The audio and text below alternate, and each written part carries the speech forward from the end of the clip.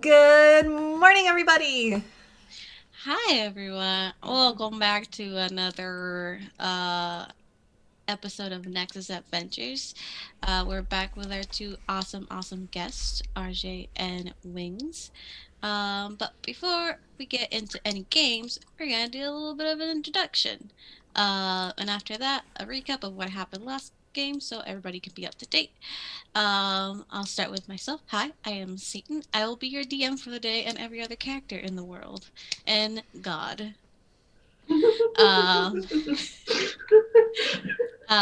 Next, let's start off with our wonderful guest. Let's start off with RJ. Who are you and who are you playing?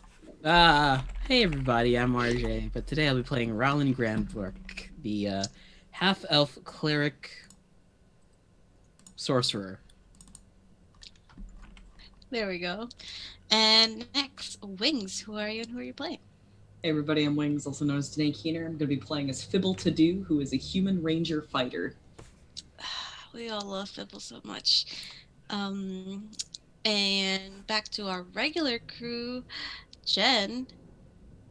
Hi, I'm Jen. I'll be playing Anthony Silverhorn, the Drow Barbarian Artificer. Yeah. And their pal Soon. And Freya.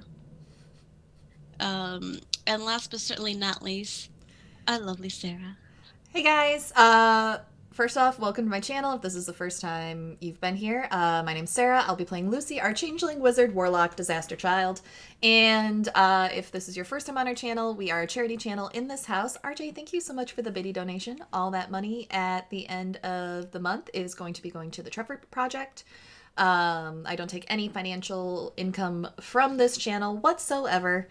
And so far, we've raised consistently around $100 each month for charity, which has been kind of cool. Um, DM, if you could roll me a D4, I'll be Ooh. 1, Jen is 2, RJ is 3, and Danae is 4. Uh, they'll be getting a Okay, nat one second. 20 off of RJ's Ooh. donation. 3. 3. All right, so that is RJ. RJ, you just gave yourself a nat 20. It was left up to chance, and I'm fine with it. Um, yeah, so one final thank you guys for contributing to the channel points goal. One final channel announcement. Satan's boyfriend, Ryan Ryoga, who is also Oh, a hi. fantastic Twitch streamer, if you haven't followed him already, will be opening all of his Overwatch loot boxes for my birthday, December 9th, if we can raise 100,000 channel points on my channel. He agreed to this live on air last time we were playing together. So it's official. So we can Wow. contribute each 2,000 channel points a day. Spread the word, get those points. Let's make him open I the loot boxes. He really forgot. doesn't want to. I forgot how close your birthdays are together. Mm-hmm. Yeah, his is the day before mine, right? Yeah. Yeah. It'll be a great present to me. Yeah. Okay, and with that, we're gonna do a little recap. Jen, what happened last session? Last session, we had a fantastic dinner with Anthony's family. We were introduced to Rylan and Sybil during the course of the night. After doing some shopping, buying some strange artifacts, including a spell book that's just tickled me fancy, um, we went out into the wilderness towards the nearest town to the north called Glen Rid Dig. That's a mouthful. And we Glenridge, plan to yeah. go to the northern waste where we believe an artifact exists due to the help of one of our companions out towards, well, we don't know where she is actually, named by the name of Cat. As we travel northwards, we get to know each other a bit. Anthony was subjugated to a Physical. medical exam, which is do your medical exams, they're important. And Sybil got some new fancy yarn from across the sea, and Anthony experienced a nightmare or a dream. We're not sure yet. I'm not And I sure think yet. that's It was not sure yet. something. It was something. Um, but he made a list of artifacts. It was a dream that was soon quickly forgotten. Interesting. So, from that, we will be going to, let's see. Da-da-da-da. I have things open. So, you'll wake up in your new little cottage that Anthony bought. It is a travel cottage that you can put on the ground. It'll grow into a full-size cottage with a nice little kitchen area, bathroom, and an open living space where you can all, get stay safe from the elements. Who would be up first? Probably I Lucy, believe, because she's an yeah. early riser. Rollin as well, early yeah. riser. I believe Fib wasn't sleeping at all. No, she just stayed outside, sitting on a stool and knitting and keeping a lookout. Rollin walks outside with a toothbrush in his mouth. Lucy's out there doing yoga. She's like in a cleared area, probably doing like a sun salutation. Hello. Okay, so as y'all wake up, it is. Let's see. The sun rises with your sun salutation, Lucy, and you see a beautiful sunrise cast its glow over you as your day starts, your morning starts. Would you all like to go immediately over to forgot the name already. 1 second. Here we go. I wasn't on the right map. Glenredig, or are you taking a slow day since it is about a half day journey away?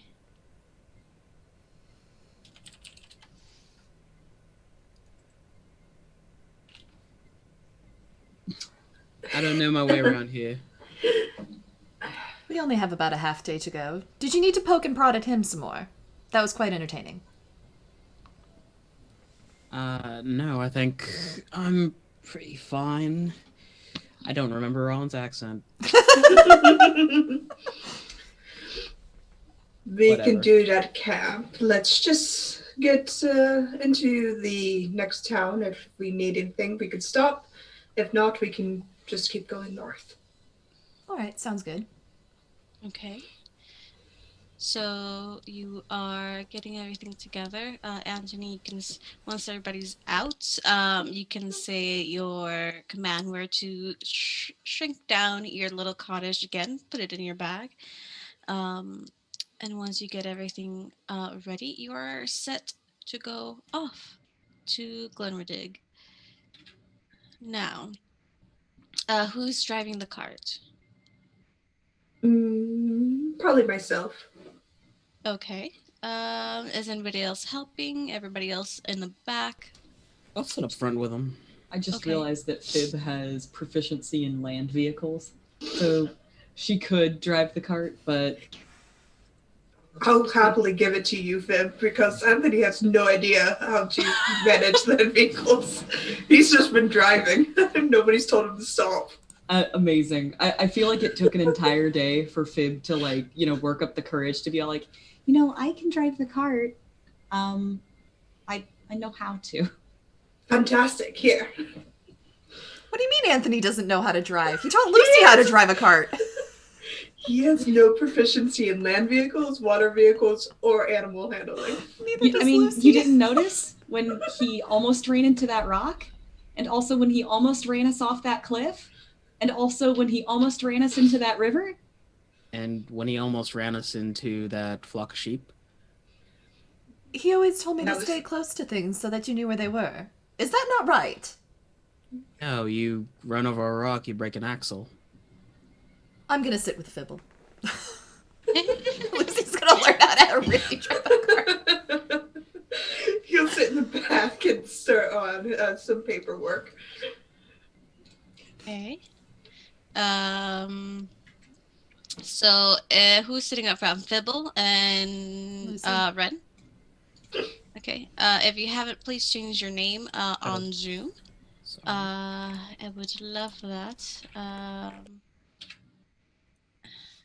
And let's see.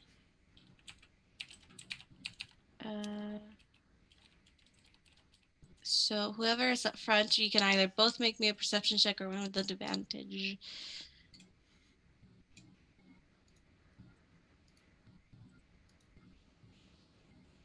Well, are we both going to make a perception check, or are we going to roll with or am I going to roll with advantage? Oh, take the advantage. Okay, that's probably good because one of Jake- those was a 1. yeah. Doesn't help much because the total's going to be an 8. Okay. Oh well. Okay. Yep. Turns out knitting and driving at the same time is not conducive to keeping an eye out. No, it is. It is not. You've learned this lesson before, yet, but it hasn't stopped you because so far, you haven't gotten lost technically, and you haven't run into anything. So you just keep doing it. But with an 8, you don't notice anything amiss, or anything that is worth a concern. Um, I will say, Lucy, are you still? What's your passive perception, both of you? My passive is 14. 12. 12. Okay. So, you travel. Are you switching up? Who's driving? Mid travel, or are you whoever's driving is going through the entire journey? Fib will keep driving for as long as she is allowed, essentially. Okay. She's one of Okay. those people who won't switch off unless you make her. Okay. Lucy That's will- fair. Lucy will pointedly request a driving lesson from Fib and take the reins at some point, Okay. Mm-hmm. since she was taught by someone who apparently doesn't know how to drive. All right. All right. He survived this far. What sort of animals are pulling the cart? Is it It's horses. horses? I think it's All right. one horse. I think Mhm. you guys brought Sprinkle with you, who Yeah. is I think we said it was a white horse with black spots. I love her. So as you're driving, go ahead on the first pass that you just made. You don't see much happening. The road is empty. And around you is fields of grass, and to your right you see looming mountains cresting high into a peak that is white with snow that's already falling on it. For the second leg of the journey, you again both can roll me a perception check or one with advantage. Would you like me to roll this one? Let's just both roll for this time. Okay. What'd Natural you get? 20 for 24. Oh, thank God, I got an 8. Natural 20 for a 24. Okay, I'm gonna zoom in on the map real quick. As you are making your way up to this road with a natural 20, you do notice that it is. You have been here. This is Loomberry is your hometown, and you know of Glenriddick. It is a small mining town. And nothing small mining village. It is nothing big, nothing fancy. But it does do its business in coal mining, and it serves as a rest stop for travelers many a times. So it's not strange to see people coming and going and traveling through it. But you do notice that it is uncharacteristically, there you go, still and quiet. There's not much coming from the town as you get up close to it.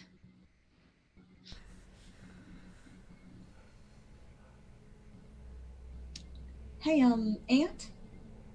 Yeah. Have you been up this way in a while? A few months back, but we kind of went more westerly towards the tribes, not through here. Was it this quiet the last time you were here? Peek up and lean over. I don't think so. Hmm.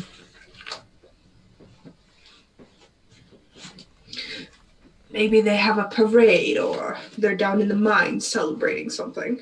Yeah, still though. They celebrate things in the mines. Even if there was a celebration, they'd still have to put their animals out to pasture. That's true. Proceed with caution. Alert. Look around for my robots, see that they're riding on Fib's sheep. Just say, we'll be fine. Fib will hand the reins off to Lucy, and she's going to use her primeval awareness to seek out any aberrations, celestials, dragons, elementals, fae, fiends, or undead within 1 mile of her. 1 Or mile up to of 6 you. miles in her favorite terrain. Is this her favorite terrain? Grasslands? Mm-hmm. Yeah. She's going to do that. Okay. You're gonna do that. 6 miles. Are you driving up close to the town? Think we're going through it, then up to the mountains. Okay. All right. Let me see. Da-da-da-da. You 6 miles. Would 6 miles cover it? I would say that really far off into the foot of the mountain, you do get a ping. Just one of undead. At the foot of the mountain? Mm-hmm.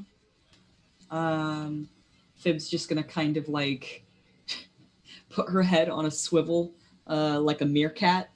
And she, like the wind kind of rustles her hair a little bit, and she's like, something's not right. What is it? Just leaves passing through. What do you see? I don't see anything. It's just kind of a feeling.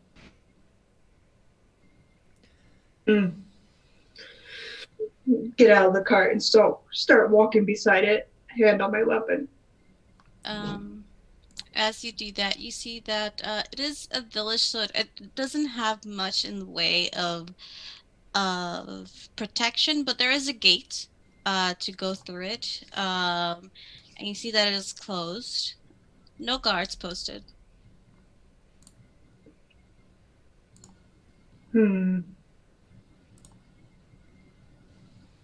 I'll go up to the gate and bang on it with my fist.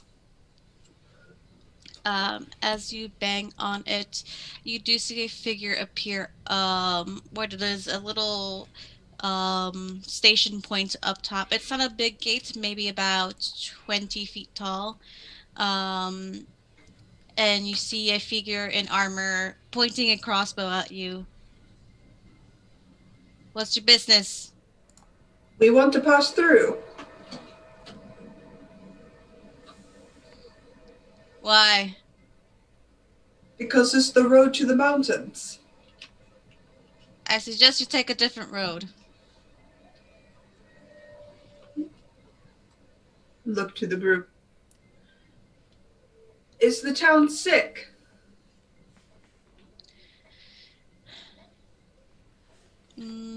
Make a persuasion check.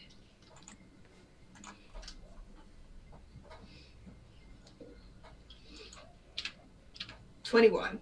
21. The guard looks to you.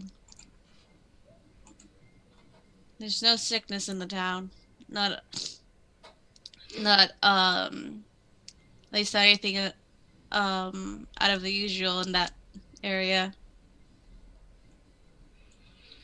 He puts his crossbow down. This village has been dangerous. I suggest you take a different road.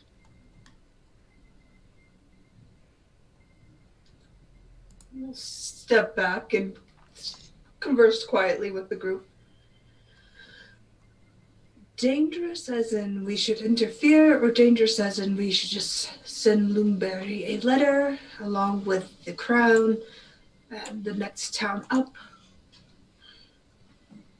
and avoid it altogether?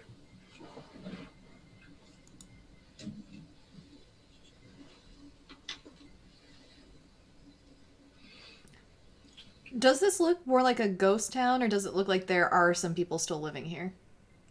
Uh, because there's a guard there, means that there's something to guard. It seems that there are people still there. Mm-hmm. But it's easy to tell that there's something wrong within it.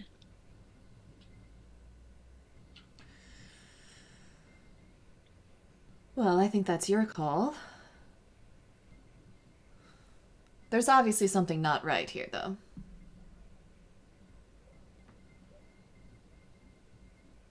All right. Do you know of another way? We could circle back later. We could go around it, but it would take us way off our course.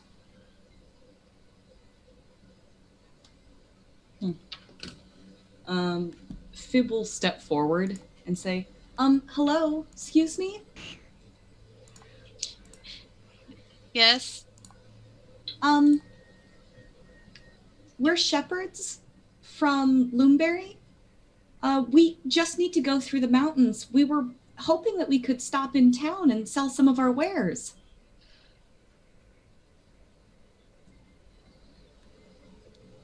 The guard would look to you. He will, you see him disappear for a moment and come down through what is a small door for basically for just the guards instead of the big gate. And he is in front of the gate in front of you. I don't think you'll find money for your wares here. I'm sorry. Unless you're here to help, then we're not allowing anyone into town for both their safety and ours. What seems to be the problem?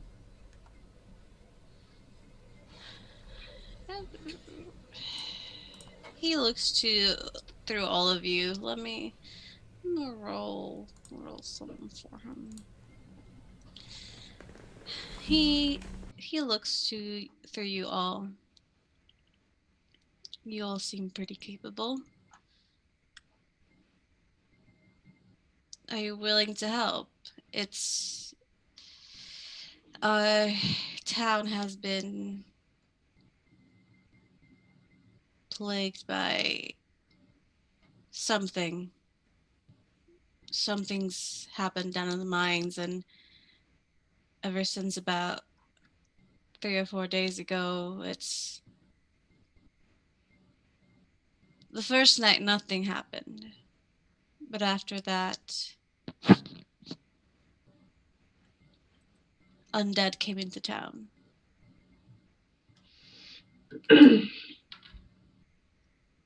Looking for people. Fucking Rollin. The second night, they came in and they took others. Our town is a small town. We don't have fighters. Are Other than hiding. Are the undead intelligent? They seem to just be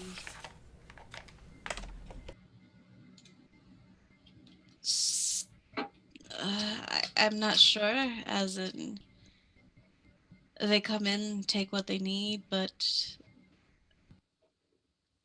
other than that, they don't do much. Do you have anyone who's hurt? I'm a bit of a medical professional. I could take a look at him. That would be very grateful. We only have one doctor in town, and there have been people that have been hurt that first night. Sorry for the cold welcome. It's been a couple days. It's understandable. He will look to you with a nod. If you're willing to help, I'll happily let you in town, but if not, then I suggest you take a different, less dangerous road.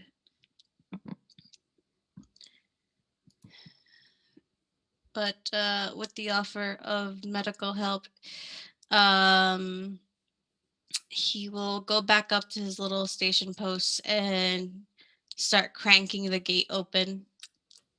Um, as the gate comes down, you're able to pass through cart and everything, and you see that it is in fact a very quiet town. You don't see a lot of people out and about, which would be strange as people usually have their daily going ons. The shops aren't open. Um, the smithy is not working. It is even horses were that would be out, and other livestock. It seems they are either gone or um, they are put away in barns. But he leads you through. It is a, let me see.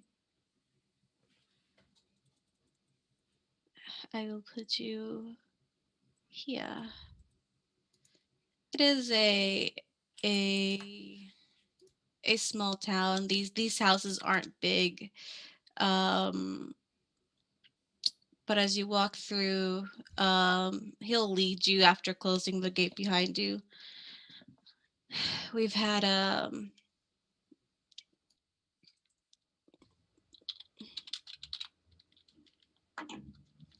we've had a few attacks on the first night. People didn't know that they were gonna come in, and some try to fight them off. But like I said,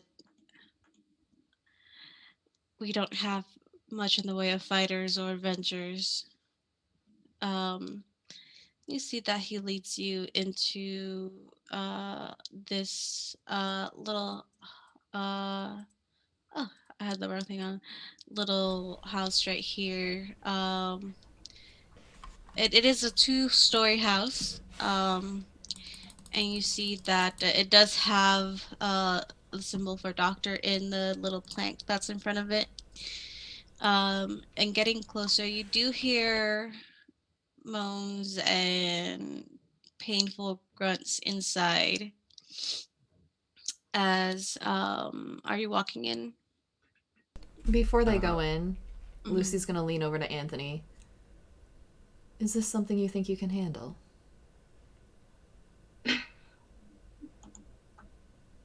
I'll do my very best. Do you want me to take a look inside with the others first? Please. I'll wait out here at the cart. Roland's handing out medical masks to everyone. Lucy Wear will your take mask, one. everyone. Go in. And the guard doesn't lead you inside, but kind of opens the door for you. And you see the first area.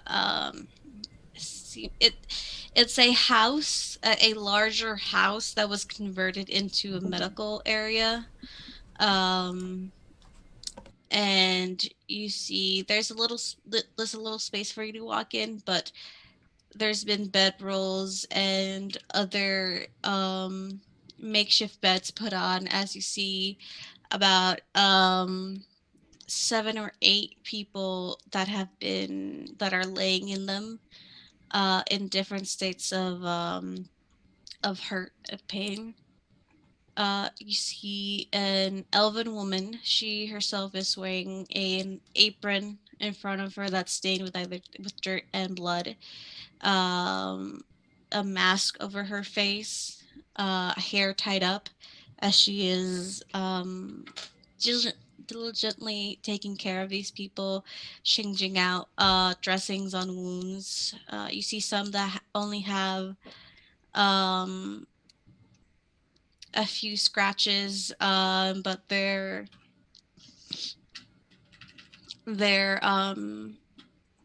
deep enough to have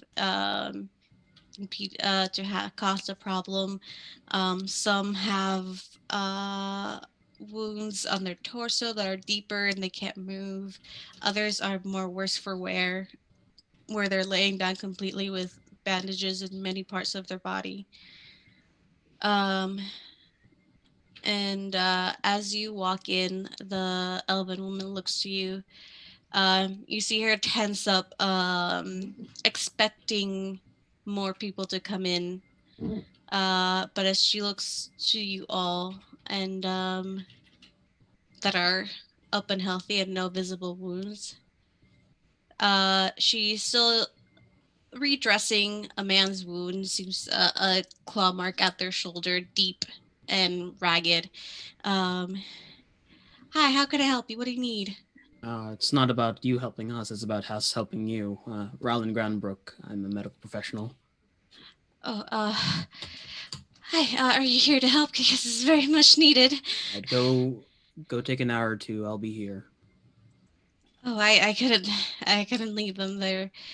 It's fine. Don't worry about it. A medical professional needs to take care of themselves to be able to take care of their patients.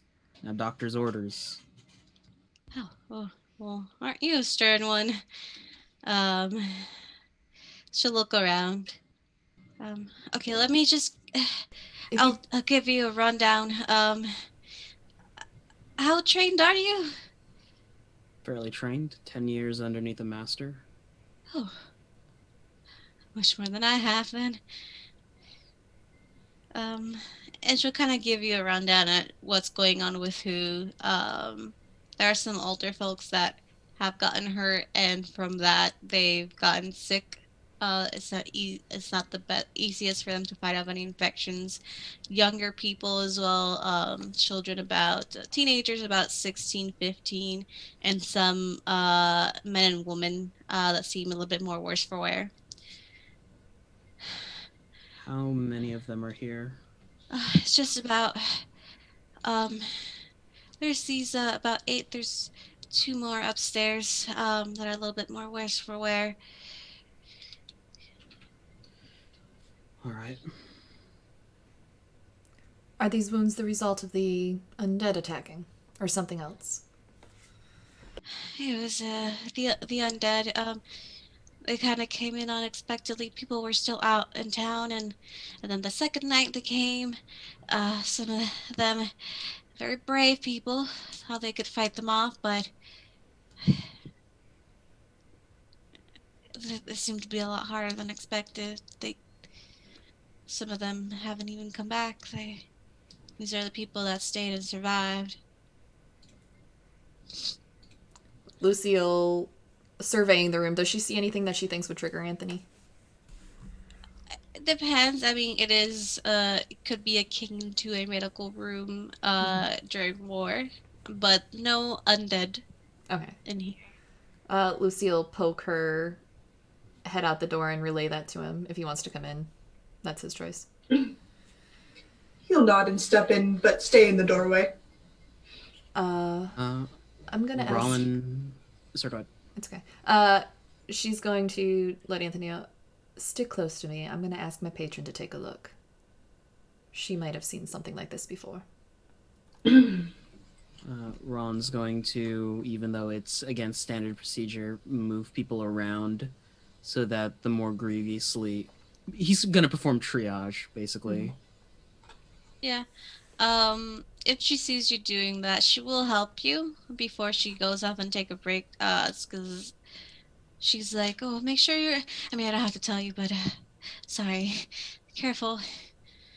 And she'll start helping you. Um.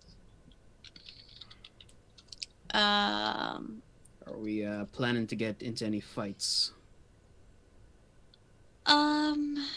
Are you asking her? I'm asking the team because this might put a drain on my resources. One moment. I'm gonna get us some help.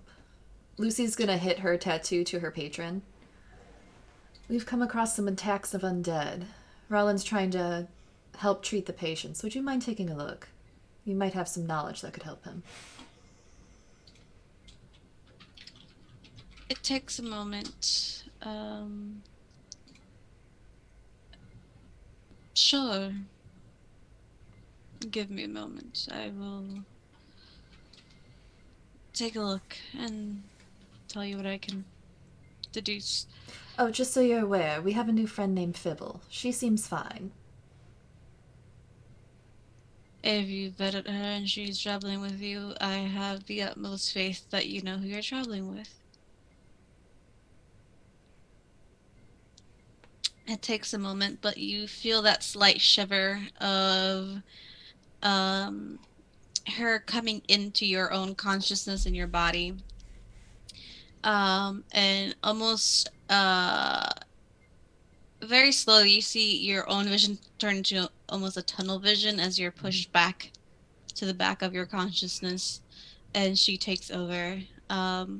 Fib and Rollin, both of you, if you're paying attention to Lucy, see that her eyes, as her eyes close and open, there are no longer white sclera. And what color are Lucy's eyes? Blue? They're green. The green eyes that she had, but they are black with red irises.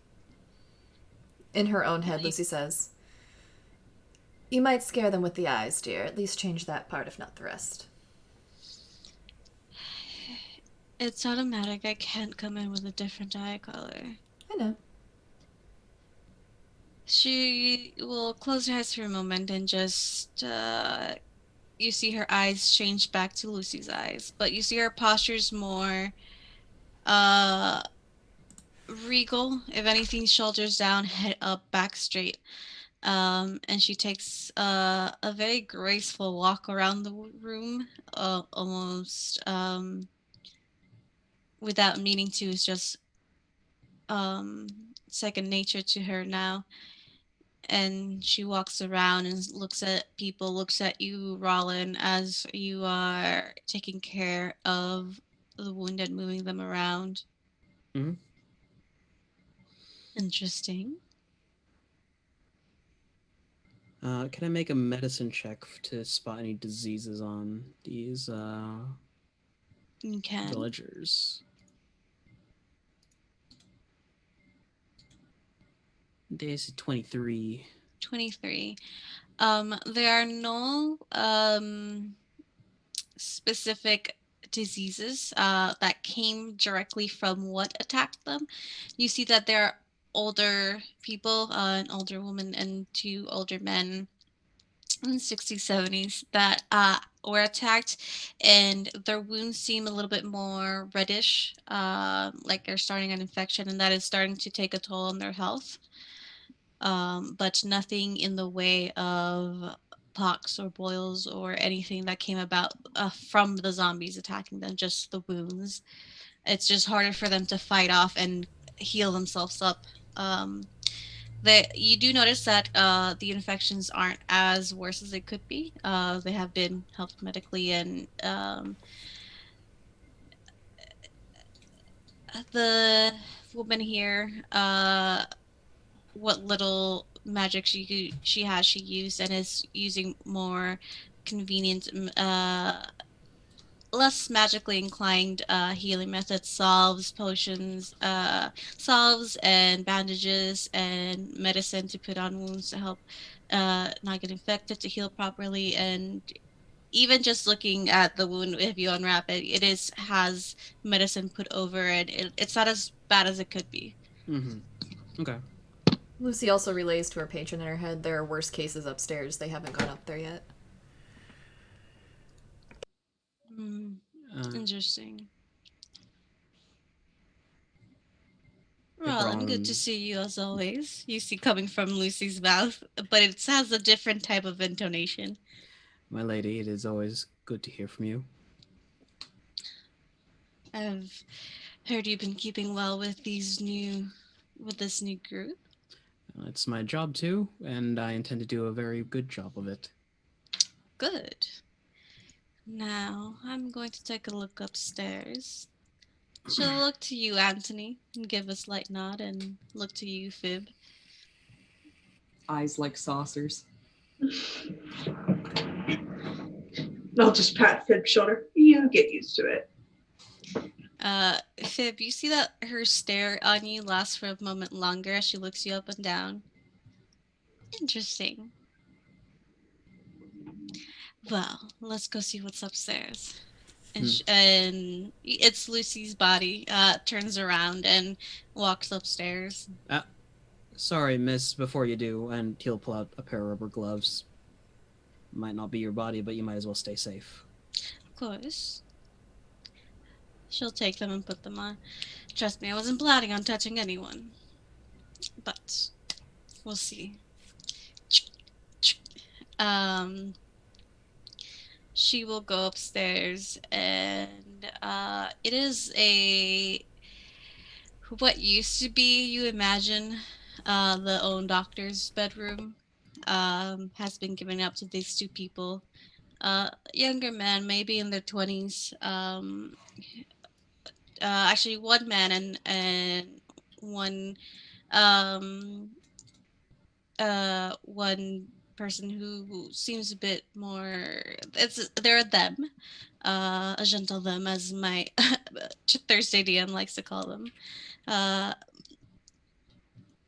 And they are very much worse for wear.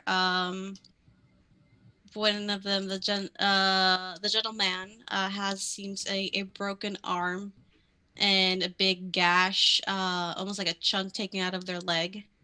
Um, and the other person there has a big claw marks, deep wounded claw marks, that have been dressed, but some of the blood is still seeping through the dressings over their chest, making it hard for them to move.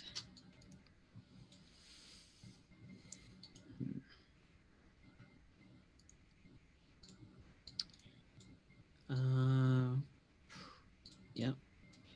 Round's gonna do a medical check on him. Go ahead. 21. 21. There's nothing infecting you. Make me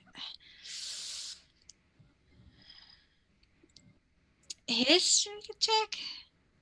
Sure, that's my best subject. 14. 14. You do know that zombies don't pass any infections that would turn others to zombies or give them any specific infections. You do know that to become a zombie, you need to already be dead. And raised as a zombie. So you know that there's no fear of any of them turning to zombies or anything undead unless they die and somebody turns into zombies. But as you go look at the wounds, there are deep claw marks. They have been, the wounds have been cleaned and patched up, and you do notice that it's possible that with a 21 they would have been worse. It seems these two is the one the doctor has been spending most of her magic on. But it's possible that these two were on the brink of death until she intervened. As you're looking them over, so is the Lady of Twilight in Lucy's body.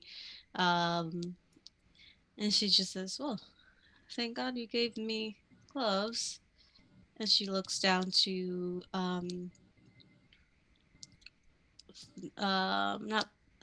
the man who seems to be a dwarven man, stout, big arms, maybe a miner,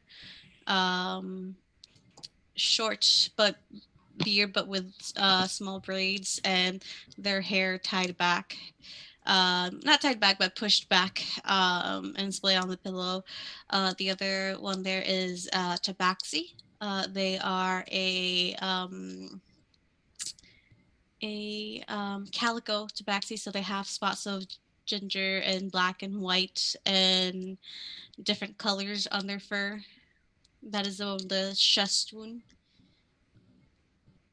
and she takes a look at the tabaxi. And you actually see her face soften. They're both awake. It's like, hi, dear. My name's Lucy. I will be just checking in. I'm helping your dear doctor. Um, and you see the tabaxi look over to you all with a concern but nods. Um, and she looks over the wounds and dressings and does her own check. What are the rest of you doing? Rollins getting ready to heal. Mm-hmm. Okay. I'm just here in my own head for moral support. Fib's gonna. She's basically like trying to look at the wounds and like ascertain like the size of the thing that attacked them, and like calling from her knowledge of the time that she spent in no man's land, try and identify what exactly it was. Go ahead and roll me. I would say either history or nature for you. Okay.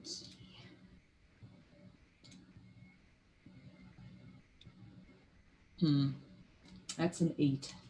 An 8. You know that there were zombies as they spoke. You're not sure if there was something else, something bigger that made the more grievous wounds. Could be just a extra large person who got turned into a zombie. So you're not really sure if there's anything else. Otherwise, she's just going to kind of stay on standby and try and hand Roland things that he needs. Mm-hmm. Oh, that won't be necessary, love. Good doctor's done a lot of work here. I'm just going to be supplementing. In that case, she'll go stand over next to Antony for moral support. Anthony, what are you doing? He's more staring and just watching all of this and reflecting a bit before he looks down to Fib. If we do go against undead, it's not going to be good. I have issues with undead. She furrows her brow, and then looks very seriously at him and says, "I'll protect you." He smiles warmly and just pulls her into a side hug. You always did. She just gives kind of a sideways smile and looks away. You do that. And who are you tending to, Roland? He's going to do some mass healing first. Okay. So what he does is he stands in between these two individuals and casts haste on himself.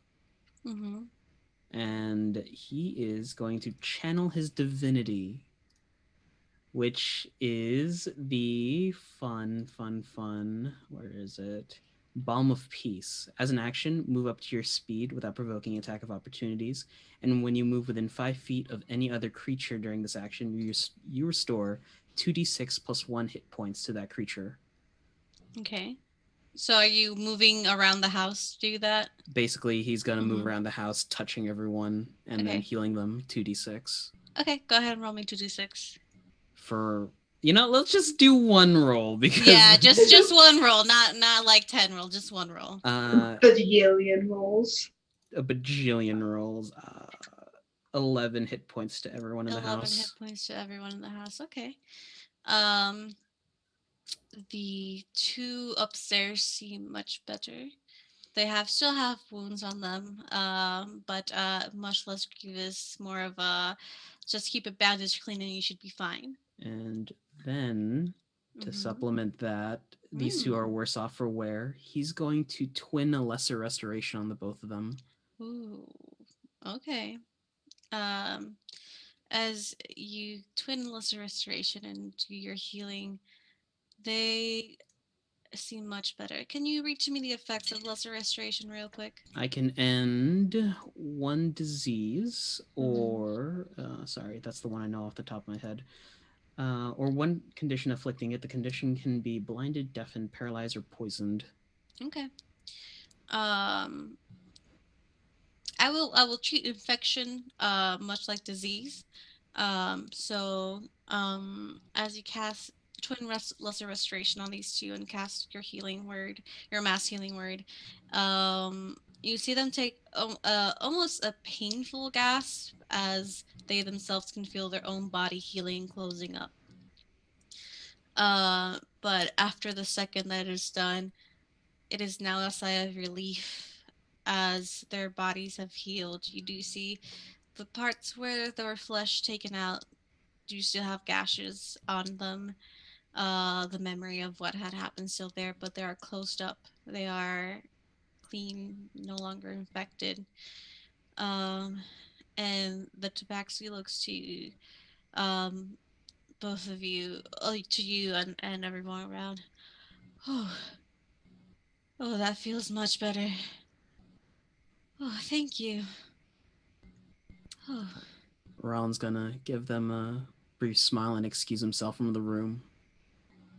As the haste wears off, he staggers in the hallway. yeah. Um, did you apply the 2d6 to the one downstairs, correct? Yeah, because then Okay, that gives you me moved, yeah. 70 feet of movement. Yeah. So you see the ones that are downstairs that you gave 11 hit points to.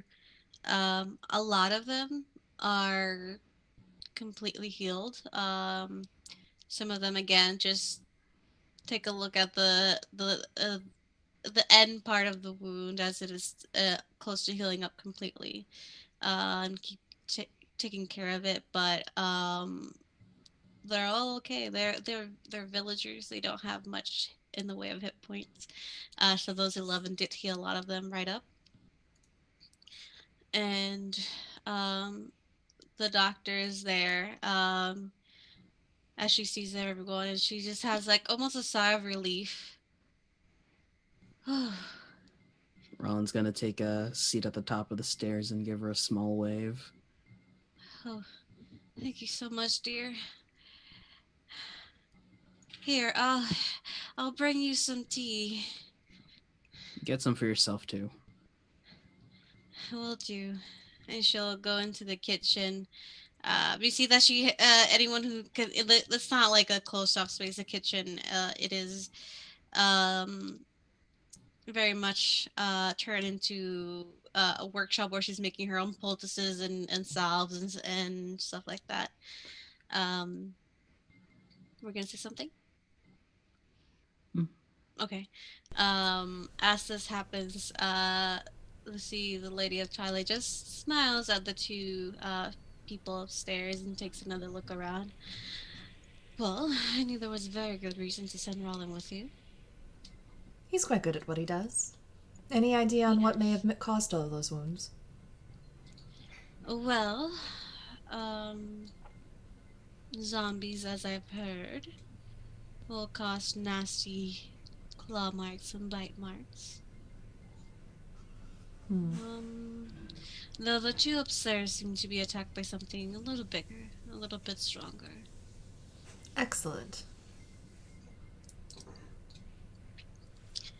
Anything else I can help you with?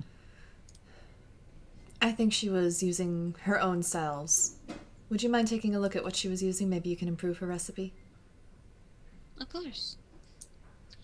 And she will walk up to her and looks to what she was doing and gives a nod of approval. As it seems that what she's doing is what she does very well. But she does give her a few pointers, things to add to make things a little bit more potent, but nothing too much in the way of you're doing things wrong. The doctor here, her name's Aislinn, um, seems to very much know her way around making salves and poultices. And she'll step away from the good doctor and just say to you, "Is there anything else you need? I can have someone look things up for you. Are you all going?" She'll take a look at all of you. Are you all planning to help? Rollins passed out on the stairs. He's taking a nap. Oh, buddy. Oh dear. I'll just kind of pick Rylan up and carry him. Yep, we're helping. You know, I'm dead. Yes, I do know. Just give a thumbs up as I carry Rylan back to the car and kind of tuck him in. I think helping is the plan here. All right. Well, I have the utmost faith in your little group that you'll be able to handle what comes your way.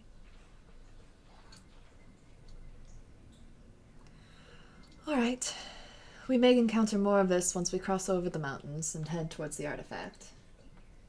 Then it's a very good thing that you have Rollin with you. You can think of anything we should take with us that can help. Reach out a little later and let me know. All right. If you're dealing with undead, I can leave you this little tip. Radiant magic.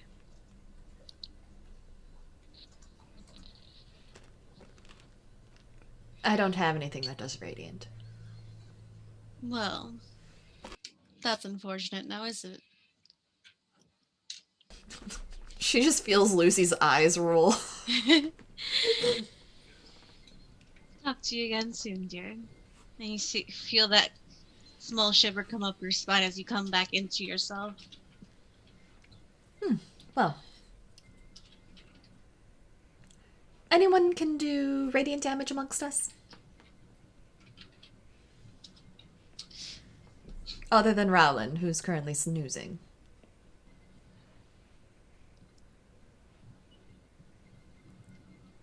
No. Fib shakes her head. Well, it's a good thing we have him with us.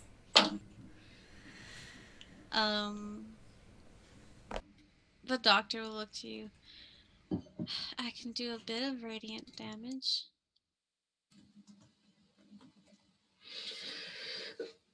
You should probably stay with the patients, Doc. I mean, I only have about 3 patients now, thanks to your party member. Well, if any of us get hurt, we might need you up and running. There wouldn't happen to be a magic shop in town we can go look through, would there? There is. It's pretty small. We do keep a good stock. I know we get a lot of traders in. If it's all right with you and the town guards, I'd like to see if there's anything we can borrow. Of course. I actually think, and she'll look to, one of the, younger, about 30. It's a small, funny enough, a kobold, that was there. Ralph here's the owner of a magic shop in town, so you might want to talk to him. Lucy will go over and talk to him and ask him, tell him that they plan to help with this situation and ask if they can borrow anything that does radiant damage out of his shop. Oh, yeah, of course. With all you've only been here, what, a good 20 minutes and you've already healed up the entire household. I'd be more than happy to help you with that. Excellent. Okay. If you just give me a second, getting used to being healthy again is a bit weird after a few days of, and they kind of stand up.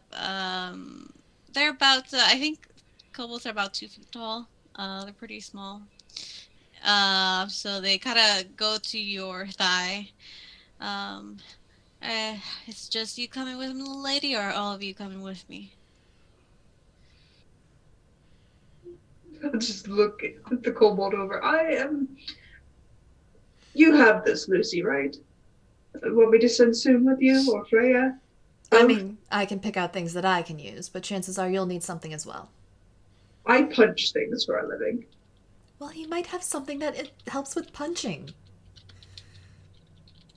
Radiant punching? I've seen weirder. Maybe there's a What book of paladin? misspells where a spell only does radiant damage when you want it to do bludgeoning. She just grabs him by the elbow. All right. Come on, I'll Fib. say. Tells him, stay with Rylan. Okay. Uh, let's see. Um, well, come on.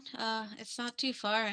Well, nothing's too far in this town. Um, well, um, they'll just get up. You see them like swish their tail a little bit, kind of getting used to being up and running again. Right. And they just walk out of the room, out of the house, and they only move about. Oh, oh, Sue's going crazy. What is um? Am I the only one seeing that, or what's that? Okay, the token was just moving around for me. That was so strange. They take you only a few blocks in. Right over here. I'll use the student token. And you see them. They pat their clothes like, oh, I don't have my keys on me. 1 second.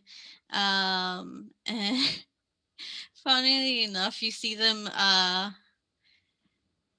almost take their claws and like you notice that there's a little side of the building that has like puncture wounds where they kind of start climbing the wall and they kind of get to the roof where it's a tiled roof, and they open up one of the tiles and it has and takes out a key and then closes it and then jumps back down.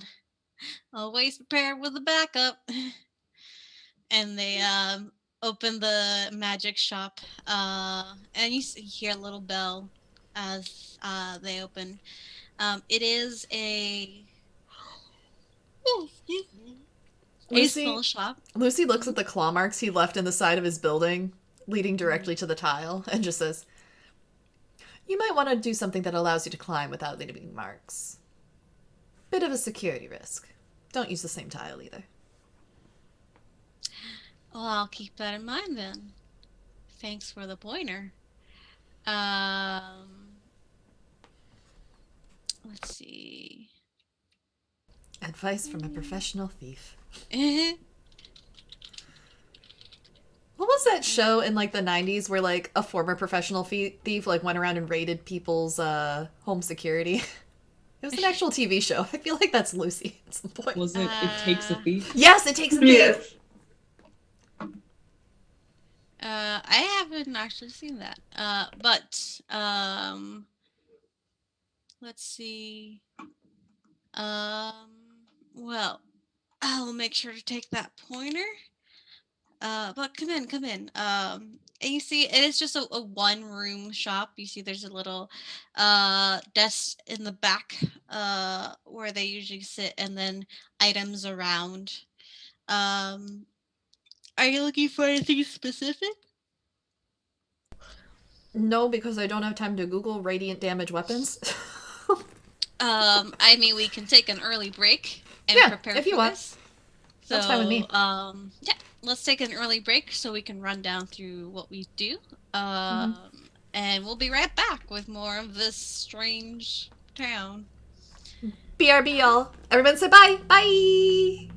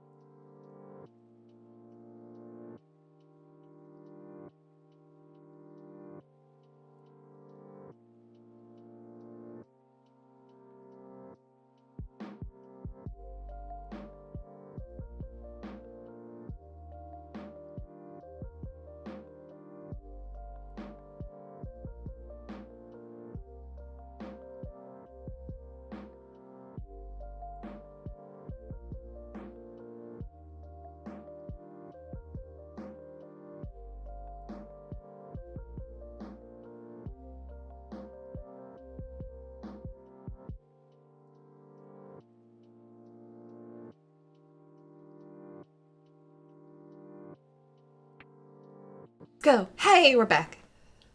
Hi. So, you are, as we left off, you were going into Ralph's magic shop. He very gracefully declined any money that you gave him, says if you're helping the town, it is an honor to have my weapons and items help you. Um, is there anything else I can do for you lot? No, thank you though. You're very welcome. It's quite a surprise to the town, as you can see. I think we'll need a good night's What? rest, and then we'll be ready to go in the morning. Well, this town hasn't gotten a good night's rest in about 3 days. Well, Where did they come in from? Mines, Where are your mines? right at the hill of the mountain up north. Right at the foot of the mountain up north. It's not that far away, maybe a mile out. Hmm. I don't know what happened, but there's a miner you could talk to, though. They seem to be a little out of it. where are Thank they? you. What was that, Lucy? Where are the miner? Where's the miner? They're in their house. She's recovering. She even up the ones upstairs, she's worse for wear than those. That's where our good doctor's been pouring all her healing magic into.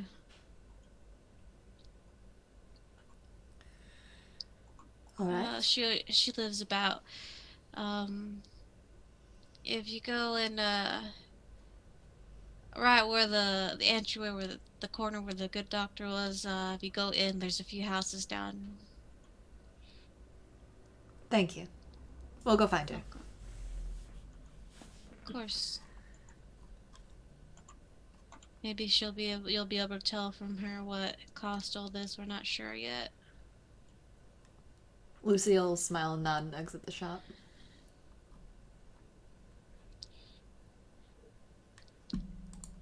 As we're heading out, I'll just tap Freya and expend a spell slot to change her type to fire.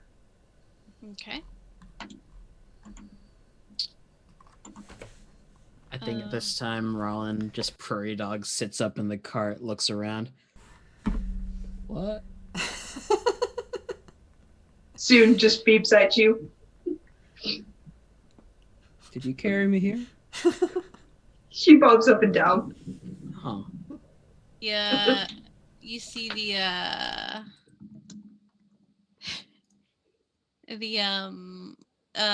Ace and the doctor come out with a cup of tea.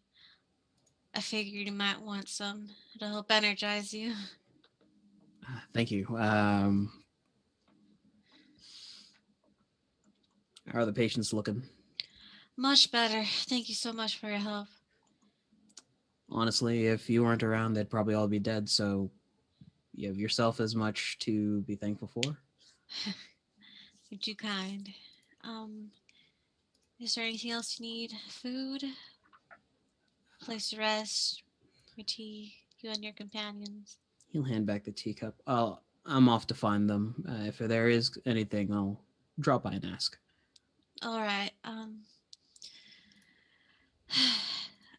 going to be checking on another patient that's in their house, so thank you for freeing up my time. Just a wave and I'll wander away. Yeah. She'll wander away as well, locking up her house with the patients that still have a bit of recovering. She gave them the go ahead after checking them to go back home with a bit of salves and poultices. Um. And as you. What is the other team doing? You're coming back out? Yes. Magic shop. Okay, so Ralini, it doesn't. As soon as you get out of the car, you see the group coming a few blocks down towards you.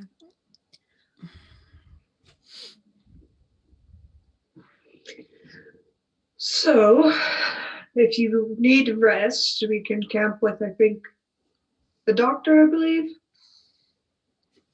House is a bit crowded, don't you think? A lot of them left because they're all healed up now. Oh, okay. Yeah. These undead are coming in from the mines to the north, so. It sounds like they've mainly been attacking at night, so we'll want to rest up now. So we shut off the mines for good, cause a little cave-in, they can't come out. Bish bash bosh. It's not that simple. This is a mining community. They need them. Oh. We'll need to go in and clear it out, it sounds like. And the artifacts that we're looking for are linked to undead activity, so this could have something to do with our overall goals, or just be a fluke. Fire radiant, right? Yes. I got this from the magic shop. Lucy holds up her corpse layer. Nice. If you need anything, you can stop by there once you're feeling better. I'm sure they'll hook you up too. Didn't even have to pay. Flips it on her back. Honestly, I'm more of a healthcare provider, not a death dealer, though the insurance policies are killer either way.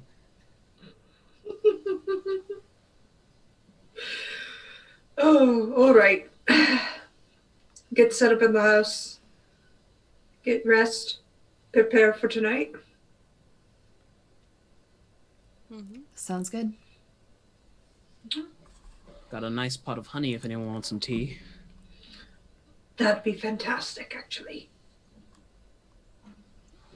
All right. You can easily go back into the good doctor's house. It doesn't take her too long to come back from dealing with another patient in their home. But she looks to all of you. Do you need food? A good dinner? Can't fight on an empty stomach. Roland will pat her on the shoulder. I can take care of the cooking for now. Oh dear, you've already done enough. It'll start making me feel useless. You've been working non-stop for God knows how long. Stay off your feet. Doctor's orders. From the door, you see the guard that had let you in. It's like, damn right. Been trying to tell her to take a rest, but hasn't listened to her old man. And you see them take out their helmet. They're it seems a wood elf that have darker skin and darker hair. And he goes over and gives her a hug and a kiss. And they're a couple. Thank you all for what you did. For helping Aislinn out here. She's been doing her hardest. Anything you all need? Just somewhere quiet to rest. There's a guest room up there, not the biggest, but guest room, and we can set out new beds down here for the rest of you. We can just sleep on the floor. Oh, nonsense. Come on. I'll take a bed. Of course. Him and Aislinn will go in. There were some makeshift beds, but they're not going to give you the same beds wounded people were on, so they're kind of like packing everything up, cleaning, and they'll put out some fresh, very comfortable, they're bed rolls, but they're like very, like thick and like nice and soft and comfortable, almost like a memory foam topper on top of it, with some nice blankets. There's a one bed guest room upstairs for whoever wants it. On the menu tonight is beef and mushroom stew with wild rice. Nice. I rolled a 19 on survival to Ooh, cook. yeah. Hang on, I have to see if Lucy likes Roland's cooking. I have a system for deciding if she likes food. Fib will make herself useful wherever she can. You can help them set up the beds. You can help with cooking.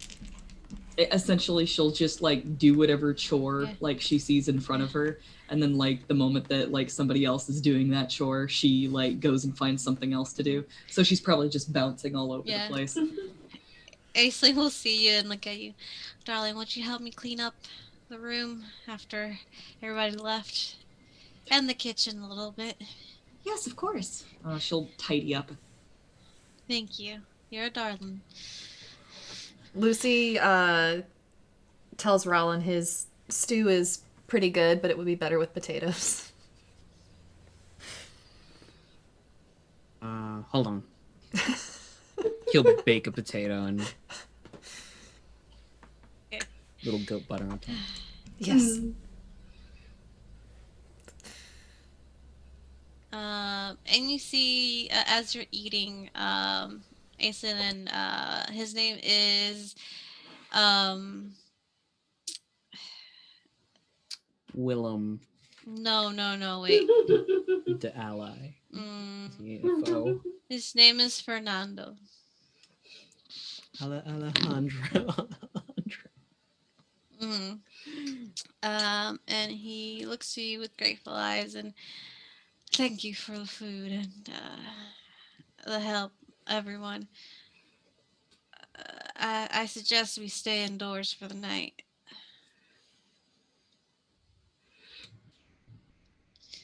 We don't want to be out there when they come in. You should probably get a message out for everyone to lay low tonight. And they already know. Hmm. We've helped reinforce some of their doors, windows. It's not a complete horde that comes in, but just a handful every now and then. I'd hate to think what they're doing with the people they've taken. Why didn't you appeal to Loomberry or the Crown? Didn't think we'd get help in time. Hmm. We're not the main coal mining town here. We're a small village. True, but an undone problem should be contained as soon as possible. Tell you the truth, sir, we've been more preoccupied with containing it and helping out the village. I've sent word out to the crown, but mail takes a while. You're doing admirably, considering everything. Aislinn speaks and says, that's what I keep telling him. But, we don't really know what caused it, to be quite honest. So it's not much that we can tell them other than we have undead. We know it came from the mines. Well, hopefully we'll get you some answers. Yeah. I've been trying to talk to Meredith. She's one of the survivors from the first attack. It seems it happened within the mine itself, but she has her own recovering to do, both mentally and physically. Understandable. Lucy's gonna sit down and take out her paper birds, and one by one she writes and sends off 10 paper birds while they're doing their rest. Alright, you may do that. As the sun starts setting down, is there anything else anyone else would like to do? Fib sets up a spot in the corner for Dot to bed down. Normally Dot would stay outside, but like with the undead being out there. Aislenn's like, no, dear, she can stay inside, it's fine. Rollin. Oh, go ahead. No, you go ahead. He's just gonna set up like an armchair against the window and kind of have a curtain drawn a little bit to the side so he can look out. Yeah, you see that the windows have been barred with metal. You can still see through them.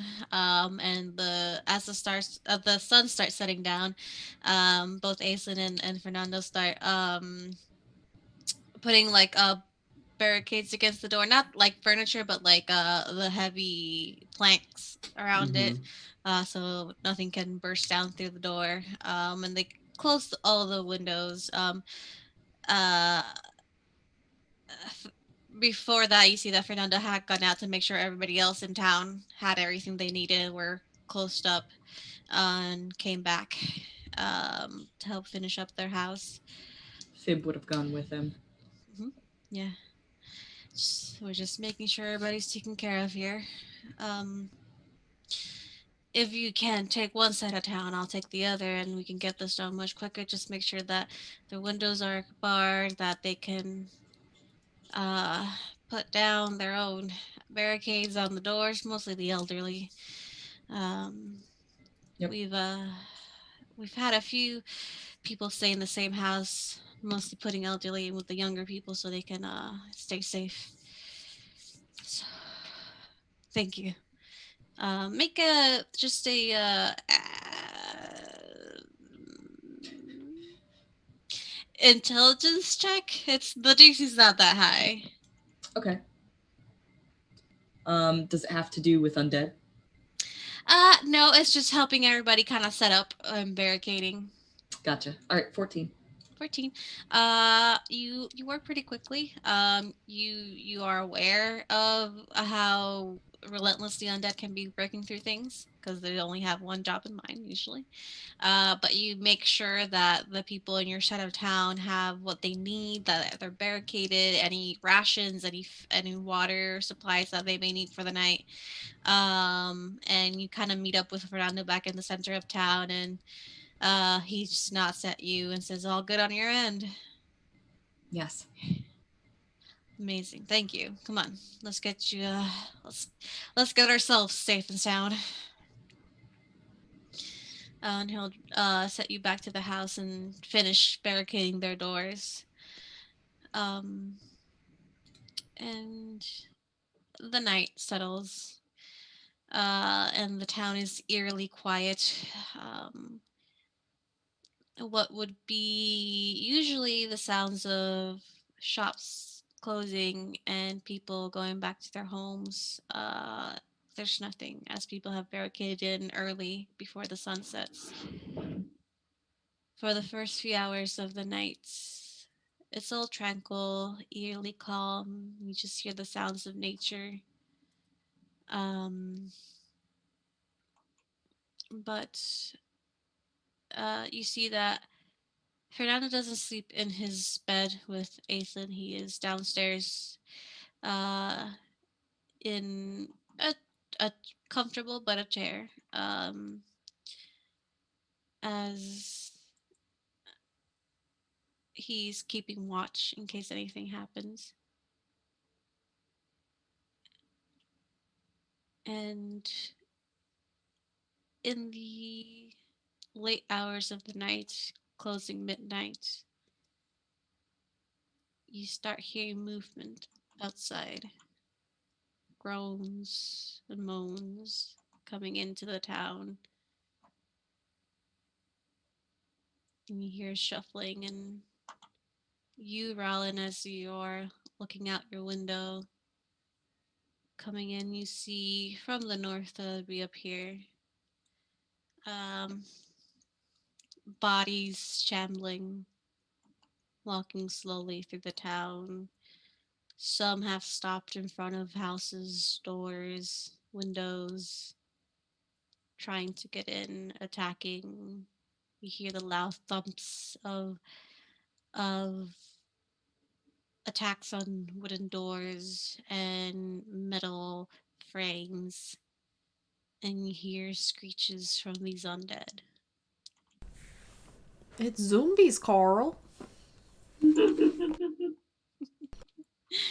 Lucy says in a different voice than her own. Sorry, I read that in a book.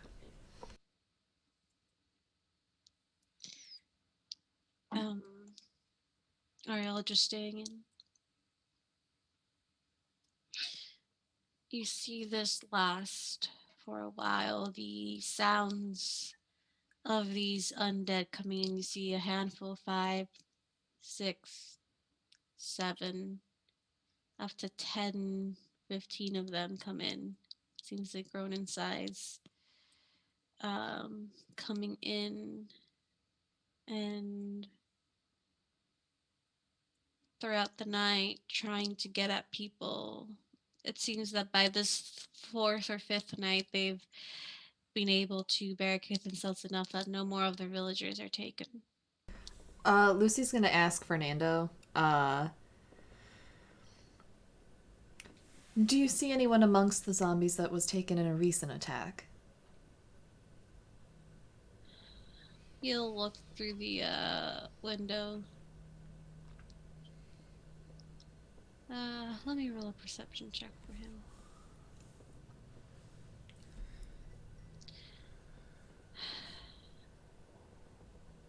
That right there was farmer's son. Try to help out when their house was attacked. Hmm. That over there was the smithy's apprentice. Working late the first night they came in. Someone could be trying to build an army of undead. She'll turn to the others. Possible. The necromancer, then. Possibly.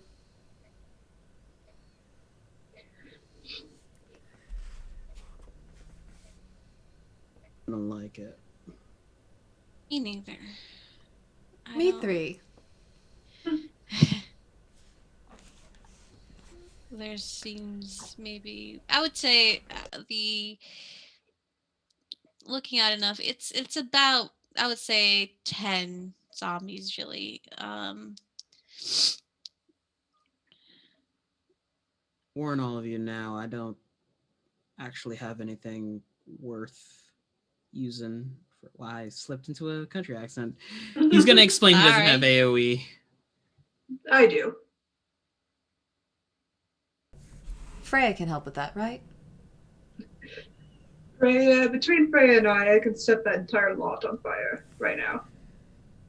Without setting the buildings on fire. No. Hang I'd on. rather keep the buildings up and running, thank you.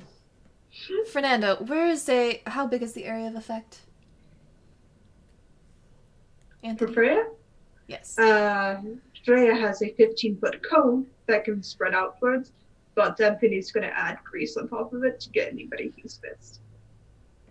Well, she'll ask Fernando if there's a spot she can lure those zombies to, where that can be used, without risking damage to the town. Preferably within the line of sight, so I don't have to go outside. He'll point out of the window to the left, and you see that there's this spot here. Used to be where he parsed some of the carts, but I don't think they'll care if a few carts go on fire. We can always buy more carts. It's like a little open clearing. It's not that far. But if you lure Shouldn't them be a there, problem. I have crate water as a spell. Oops, sorry. Oh, here, take this. She'll hand him the canter of endless water and point to the word that triggers the geyser effect. He has the nozzle pointed at Anthony as he's reading it aloud, but doesn't It's just activate. kind of... Anthony, it's just literally like a fire hose of water. Just No, he's not activating it. Is there a way for me to get up onto your roof? yes, ma'am. Lucy will get up onto the roof, and then she will use her illusion magic to essentially create a person that isn't a zombie running towards that area to try and lure the zombies over that way. Okay. Let's roll. Advance.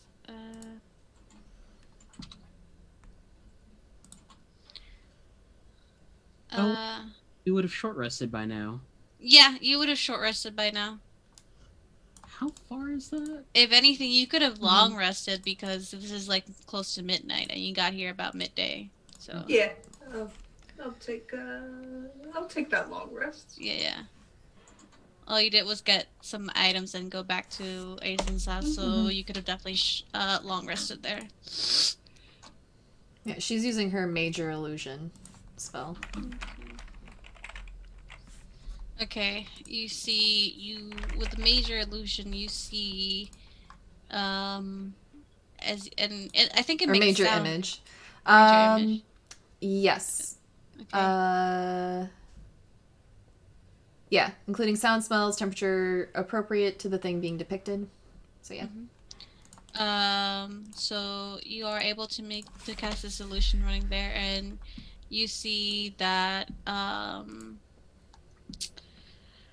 about 7 of the 10 that have been banging on doors and making their way through go up and follow this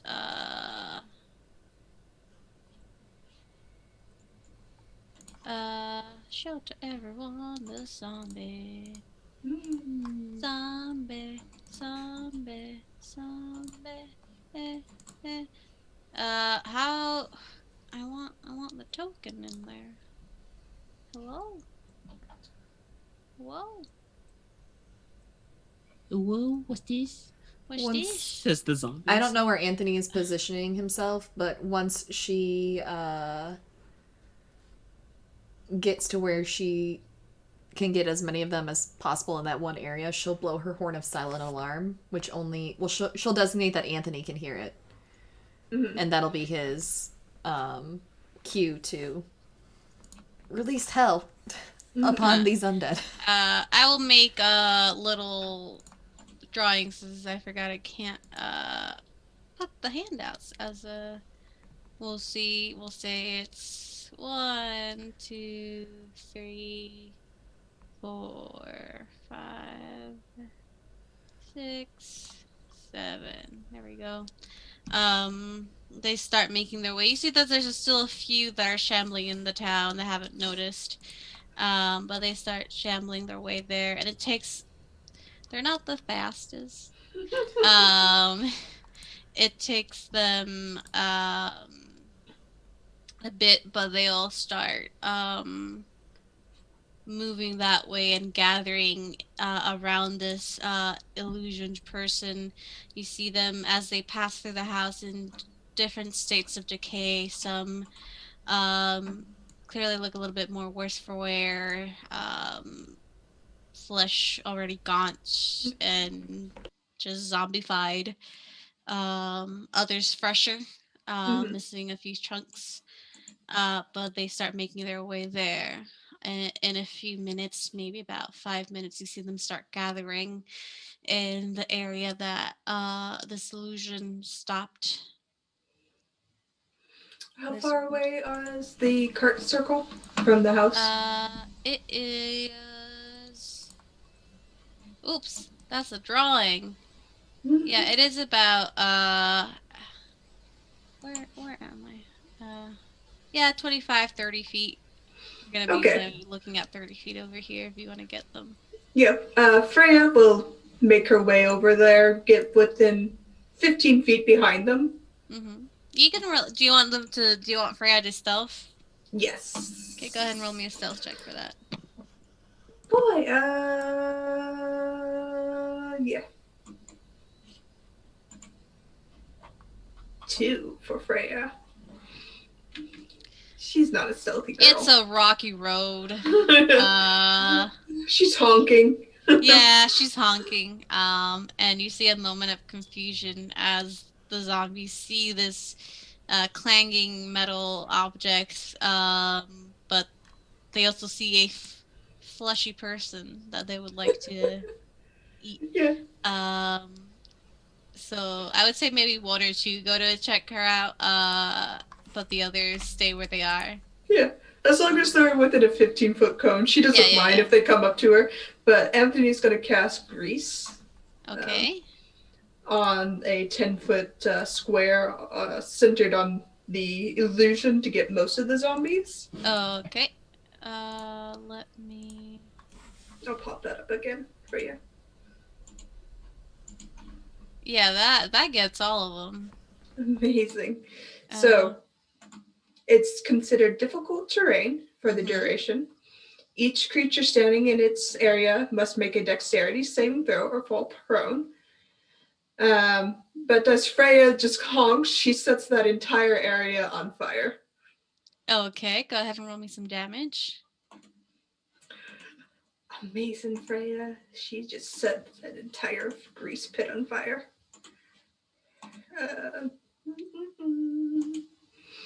11 fire, and I don't think they need to make a save against that. Oh yes, they do. So they're making 2 saves. Oh my god.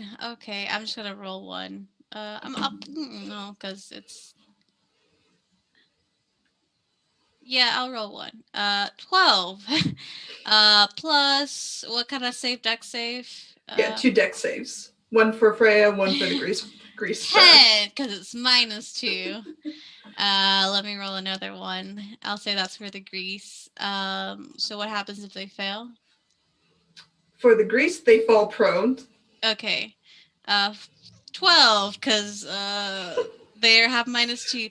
So you see all these zombies start, as they start walking around, some paying attention to Freya, others to the illusion. The grease ball comes over them, the ground turns slick, and they start slipping and sliding and falling prone. And as they hit the ground, Freya just does a little doo-doo-doo and just sets everything on fire. I feel like in Freya's little mechanical mind, it's just like, here I come to save that day. Yeah. I'll just stay inside the house and say, maybe I overdid it. I think you did just fine. You see that they're still up and walking, some of them. They're still trying to get up, but they're now on fire. Mm-hmm. I will say if there's any other things that you'd like to do, we'll start going into initiative. Any of you going out to actually finish off these zombies, or are you staying in? If not, we can just do an initiative roll. If Freya's gonna keep fighting them between. Lucy's still on the roof, keeping watch from above, so she'll just pull out her crossbow. Hello? Hello? One of the zombies was nice enough to the zombie ding dong ditching. Like, well, barging into the door doesn't work. Maybe if I press the doorbell. It's the etiquette teacher that's been turned into a zombie. May I please come in and bite you? She will. That's a vampire. Sorry. She'll pull out her crossbow and she'll get ready to start firing bolts from the roof. Okay. Anybody else attacking? I was gonna sigh and dust himself off. Okay. So anybody who's attacking, actually, everybody, please roll me initiative. 11. I'm gonna roll because I get advantage on these. I also got 11. My dex is 14. Okay. I'm first then. Rollin, you got I have a 16 11. dex, yeah. Yeah. Fib got a 11 and she has a 14. Okay, so let's put Fib 11.5. I'll put 11 here. Roll me an initiative for Freya if you're not going out there. No, I'm going out there. Freya's always acting after me, so. Okay. Or Let me on my turn. 18.14. Okay. We'll do. What's your name, Anthony? What did you get? 18.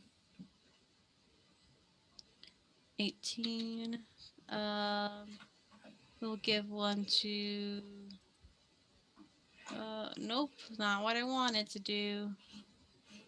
We'll give one to. Okay, 8. It is to. Dear Fernando. Fernando. No, cancel. I did the wrong. I almost cleared all the turns. I was gonna be very upset. While we're getting this ready, Lucy will ping down to Anthony. Well, she does very good in a fight. I know, it's quite impressive. This will be a real test of her merit. Mm-hmm. So, as we hey, it'd be cool if I gave the zombies a turn. Nah. Zombie. They get a 10. Okay, so wrong. Descending, ascending. Okay, Anthony, you're up first with an 18. You see that the zombies are still up and running, trying to get up from the grease. Some of them are slipping and failing miserably. Others do get up, but you have zombies now that they are on fire. Mm-hmm. Yeah. Would the fire, out of character, would the fire provide advantage, or should I cast fairy fire to provide that advantage? I mean, there as a group of them, they are a beacon of light in the dark night. So I would say yes. Okay. You have advantage. Do you get advantage when they're prone? Yes. Oh. So you do have advantage from them being prone. If you have a melee weapon. Oh, okay. Oh yeah, you're right. I don't know the rules for prone, so. I think Thanks. it's if you get disadvantage if it's a ranged attack when they're prone. Mhm. Okay. Mm, And Attacks for made anyone watching, 5. it's okay to look up rules or ask if you don't know them. yes. So I'll move about 20 feet up next to Freya, so she's beside me, and then cast Thunder Wave towards these zombies. Okay. Thunder Wave. Go ahead and cast that for me. Do they have to make a save? Yes, a con save. It's a 15-foot cube in front of me.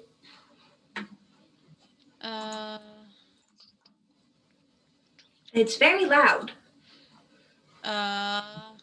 What's the con save? 14. 14. Oh, So hey. the one. 1 second. They have +3 con. Oh, okay. So 2 of them save. Mm-hmm. And then 5 of them don't. So Okay. they take how much? 8 thunder damage. 8. You know, I don't know why I'm doing this separately. We're gonna treat them as a horde. And those who failed get pushed 10 feet back, so they get pushed back into the grease, back into the fire. Those who do save don't get pushed back, and they only take half as much damage. Let's see. Okay. Okay. We'll treat them as a horde. Next, as you push them back and cast Thunder Wave, this loud, thunderous noise, ringing out through the quiet town. Rollin, what are you doing? Wait. Oh, wait, there's more. I forgot. There's Freya Freya. acts. Yeah. They make a dex save, and they have to make the dex save. Do they have to make the dex save again for grease? I don't know. Well, they don't make it. 1 second. 8 thunder. That is 19. That is 5, 24. 20.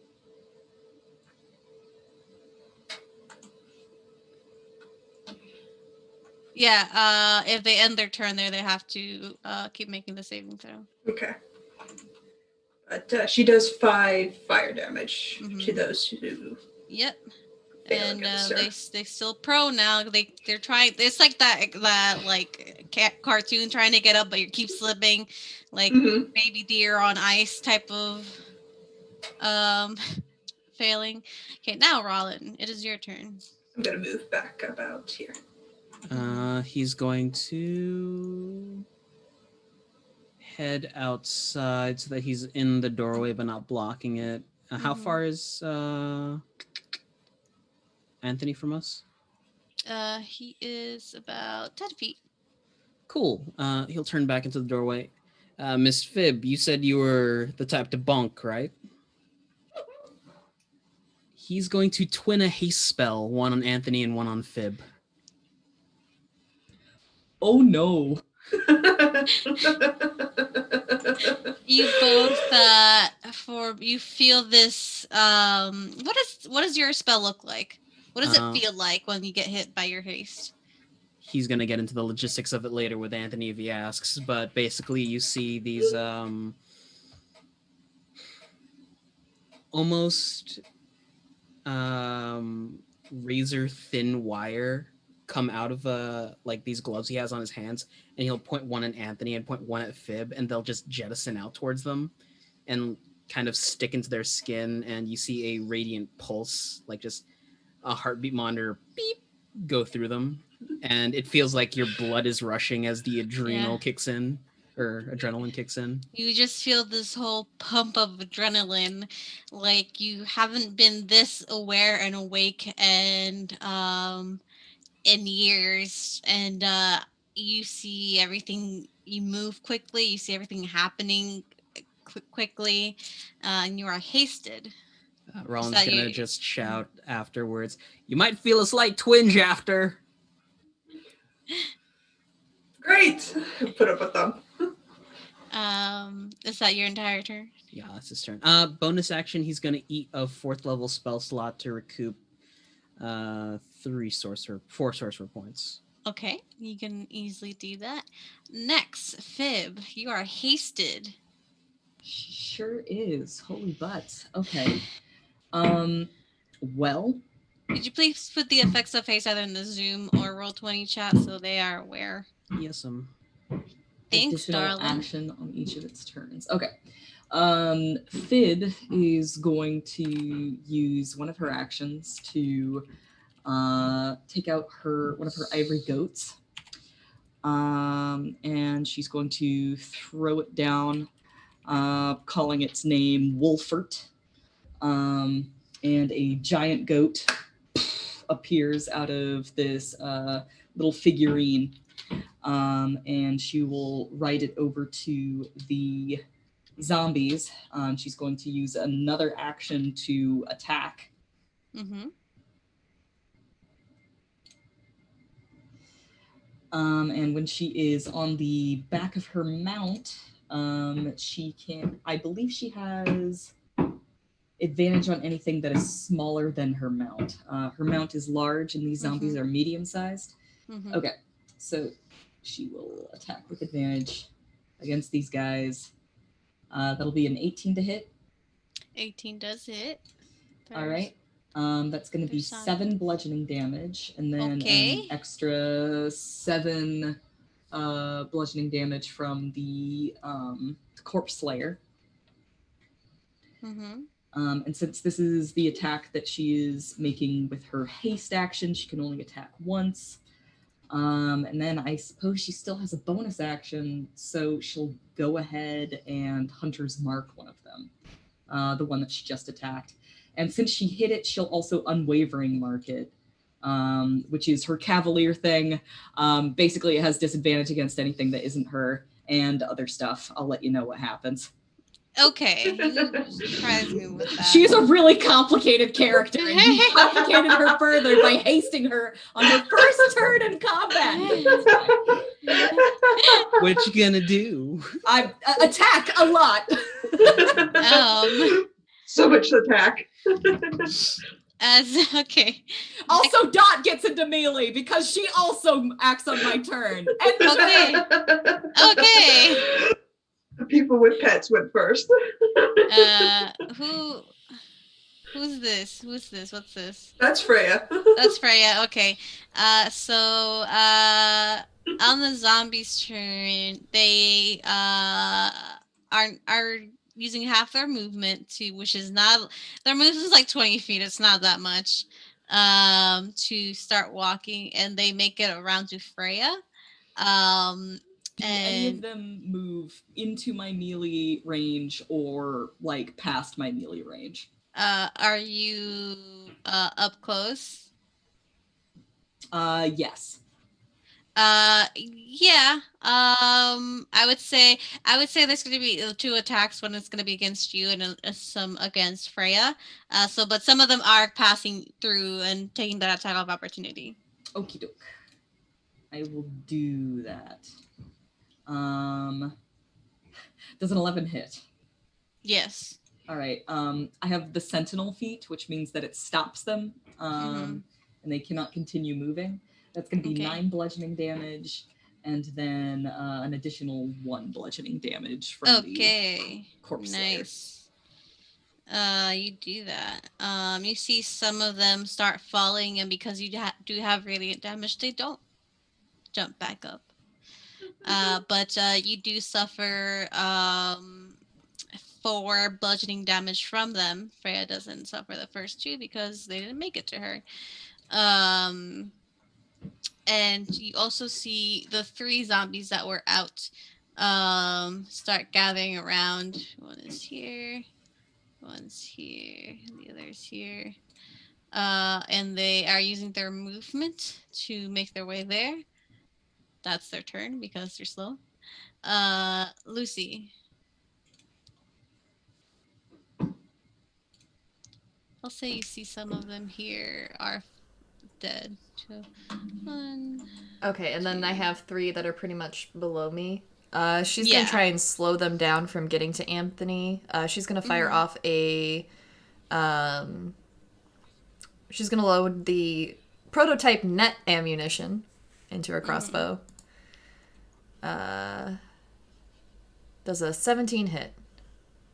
Yes, it does. Okay. I will need a dex saving throw from one of the zombies. Dealer's choice. They're all within a range. 2. Minus 2. Cool. DC was 13. 0. So it is considered restrained. On its turn, the target can make a strength check to break free. DC will be 16. I will copy that into We roll will 20. say. Bonus action. She is going to. I can't This read is that over. restrained. She is going to hex. Is she gonna hex? What does? Yeah, she's just gonna hex one of the other ones that's not restrained. Oh. We'll say it's this one. Oops. This one. This one here. We're gonna hex him. Blue 4 hex. They are hexed. They are about, I think, 10 feet away from you. As the as this silk net shoots out of your arrow and lands this, you see the zombie falling and struggling against this net, trying to get out of it, as the other one is filled with you see the magics of hex settle upon them. What does hex look like? What does your hex look like? I feel like it's a swirl of like iridescent purple energy that just kind of wraps around them. That only Lucy can see, not necessarily something they can see. Yeah. Because I don't think they know they're hexed. I No, they don't. don't believe so. It's just you. Yeah. Next, we see Fernando. Fernando. Of course, I don't have his sheet up. 1 second. Hello.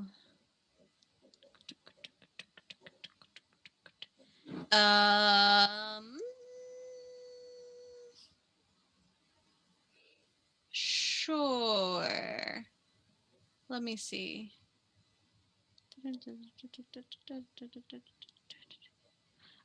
Yeah, this one. Here we go. They will hit with a crossbow. They are,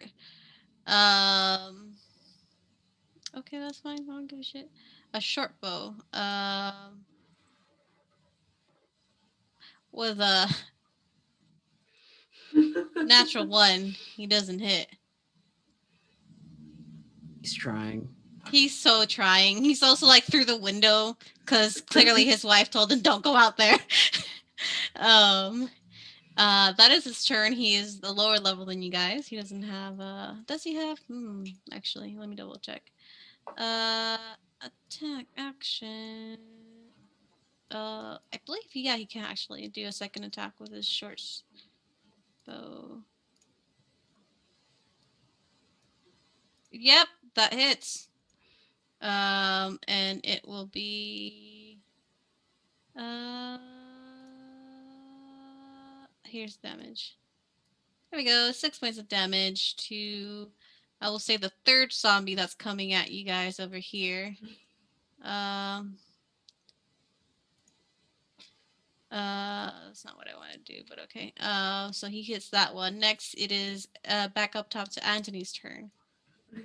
He's hasted. Mm-hmm. Yes. 3 attacks. Mm-hmm. Yes. Amazing. Mm-hmm. So he'll get up alongside Freya to this zombie. Mm-hmm. Ba-ba-ba. He's not concentrating on anything. Mm-hmm. No, he is not. He'll go rage Mm-hmm. and hit the zombie. Mm-hmm. 13, another 13, and miss with a nat 1. And this is with the nat 1, yes. But go ahead and roll the damage for the first two.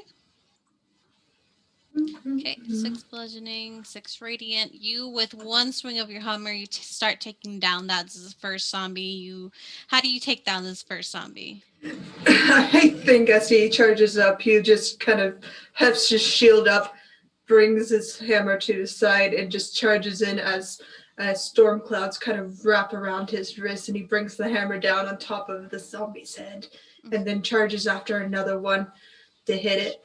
You also take that one down with 6 bludgeoning and 9 radiant. All right.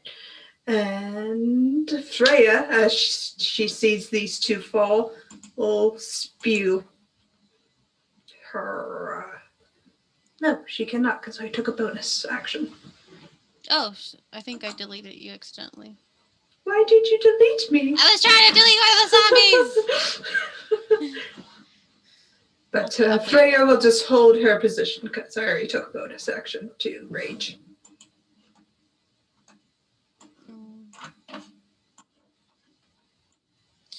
Okay, there you go. I put you back there. Okay. We'll hold our precision. Roland, it's now your turn. One of these zombies is Hex, the other's in a net, correct? Yes. The 3 that are closest to the house, well, one of them is net, the other one's Hex, the other one has an arrow to the shoulder. Yeah, the blue one is the Hex one. The net arrowed one is the red one. Restrained attack rolls against the creature have advantage. Alrighty, Roo.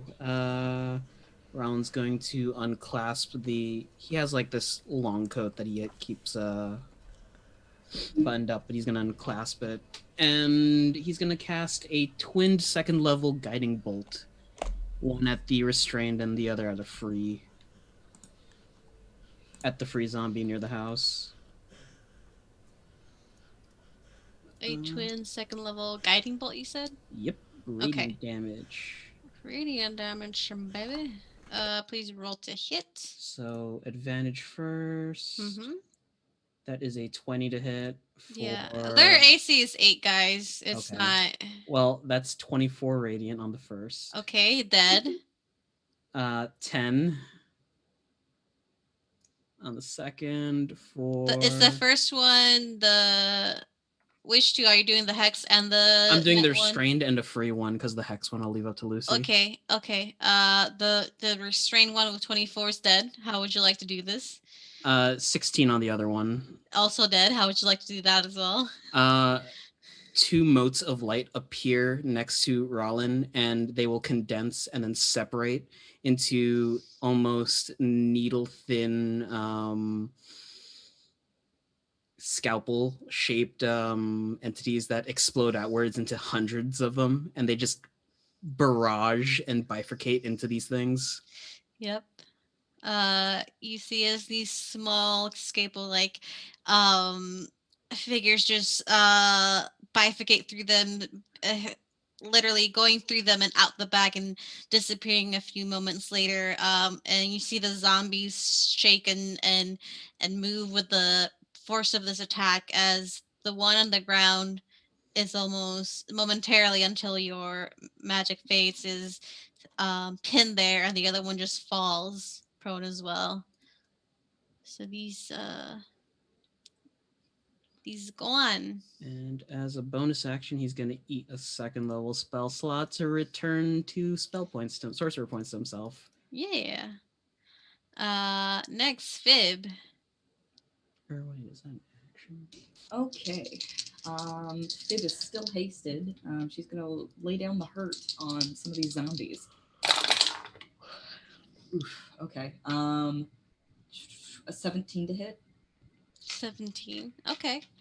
That hits, yeah. She's gonna start off with the one that she's already hunter's marked. Okay.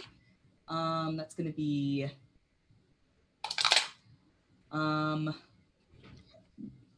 move this over because I thought it would be faster. 8 bludgeoning damage. Okay. 2 radiant damage. Okay. All right. And then oh god. 5 hunter's mark damage. Okay. How would you like to do that? Unless you have more damage to go. No. She mostly fights with her shepherd's crook, and when she does so, it's like it's very precise, and she uses it to like maneuver her opponents into position, and then like just gives like a quick jab and like twists the zombie's head clean off. Next attack against whichever zombie is next. 18 to hit.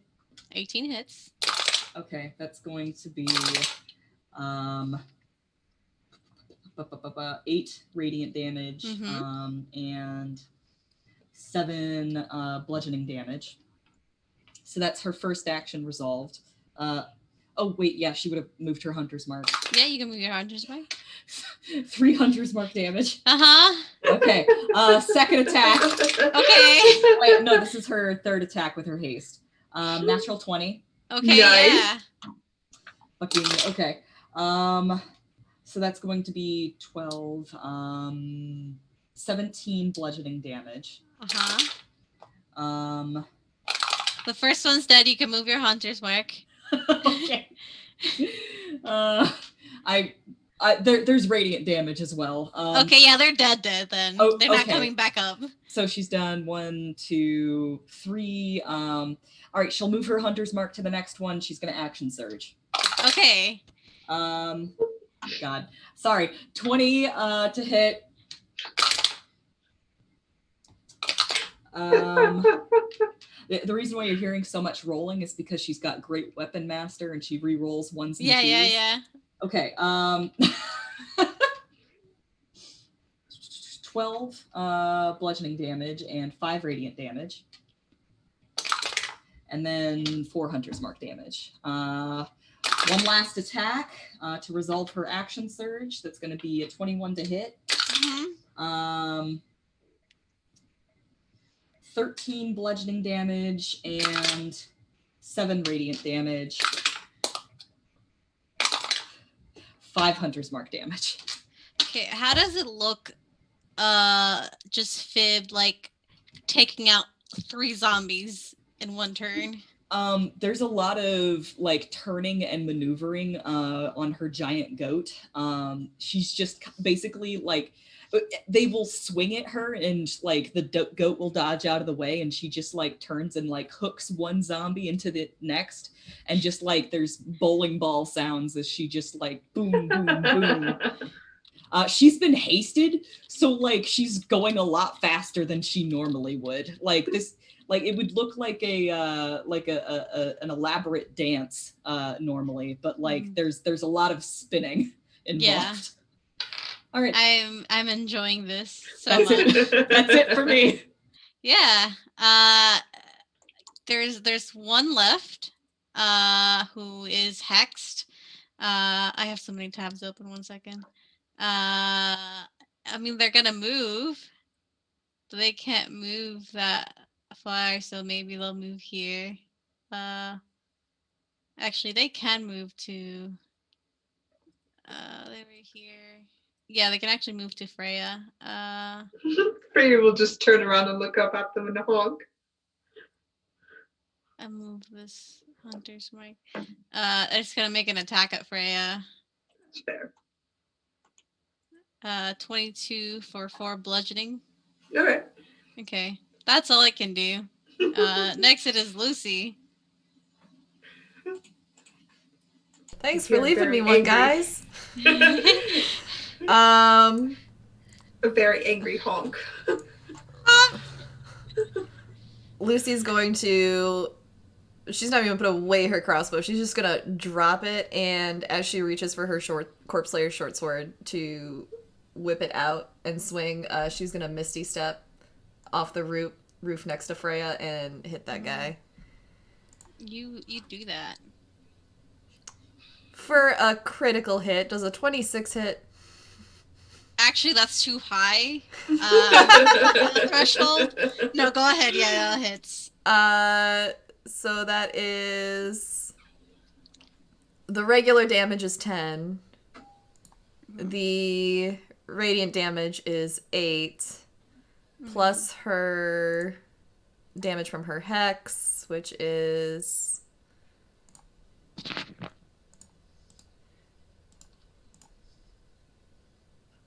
4. How do you want to do this? She just takes the head clean off. Yeah. So, we'll say that, Anthony, you see the zombie attacking Freya, and in a split second, you see Lucy appear, already swinging a sword as she, as you see her corporeal form come and just slash the head clean off, and it rolls to your feet. And you have taken care of all the zombies. She has a wide grin on her face as she does it too. Oh, I deleted Freya. Oh no, not Freya. Oh no, she's dead. Please no. Bring back my goose. She's there. I'm just bad at selecting deleting things apparently. But you're all there. You I'll see turn to the- Fib and just kind of scoop her off the goat and hug her and say, "That was fantastic." Oh no! As I Yeah, the it two of wears you off. have a level of exhaustion as you scoop her up and you both fall to the ground. It's not a level of exhaustion. It's just a wave of lethargy. Lethargy. Yeah, It's like sobered that them and adrenaline Yeah. crash. Yeah. exactly. Like for a full 6 seconds, they can't do anything else. Yeah. And so like the two of them like fall to the ground, Yeah. and then Wolfert just like walks over and then like and then turns into a figurine and lands on top of them. Fantastic. So you're laying there amongst dead zombie corpses. Are you two alright? Would you Uh, like a pillow? Maybe a blanket? A nice cuddle? Or a room. Hot cocoa, actually. I think that's in post. You'll raise a hand up to Lucy. Fib's just sitting there holding her her staff, just like staring at the sky.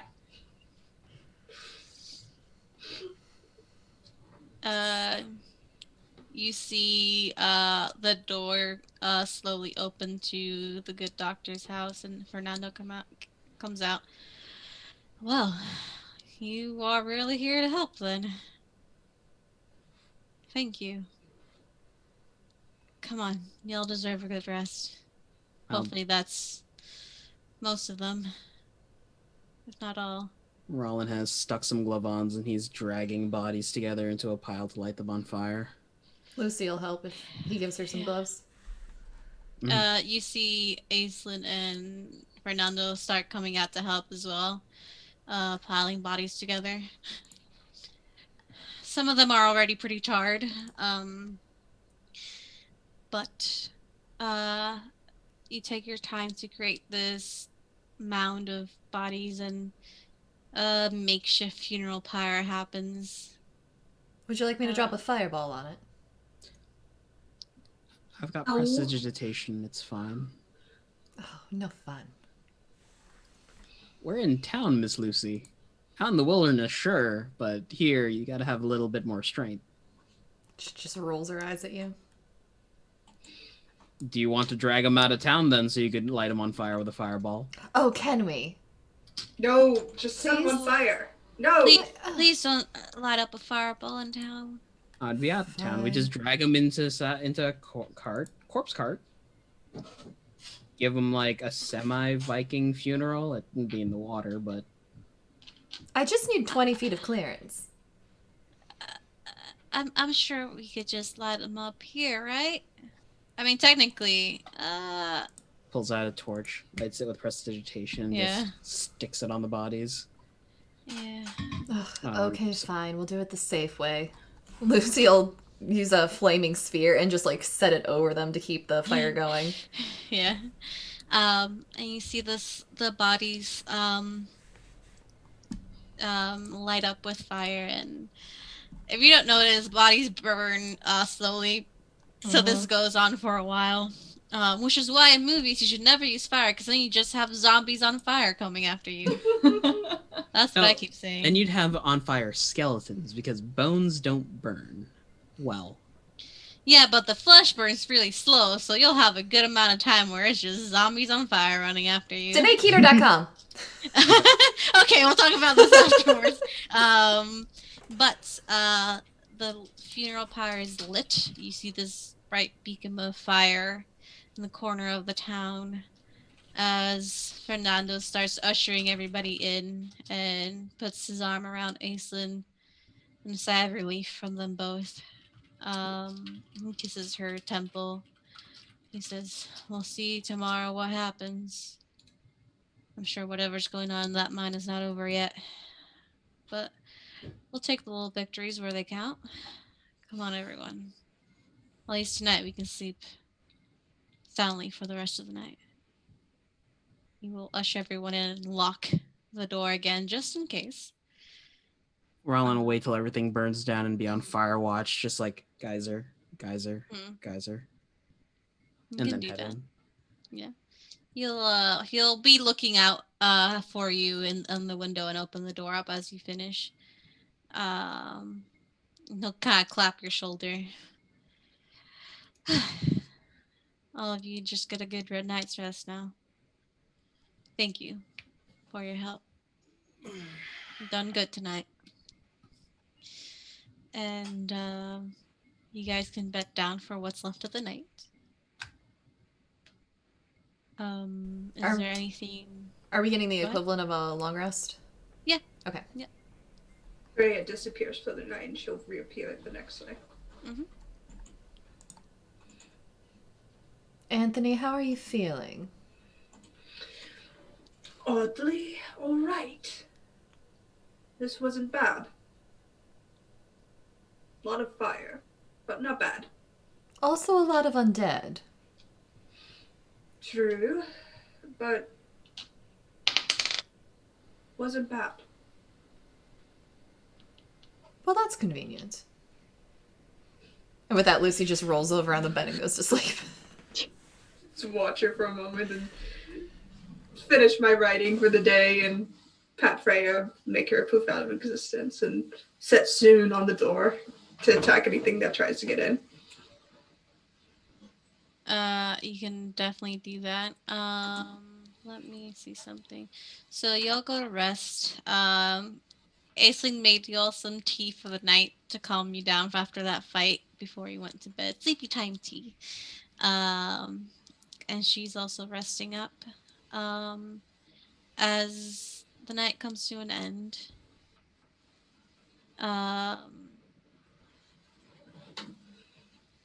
Anthony, your dreams are regular tonight. You do get some dreams about your time at war.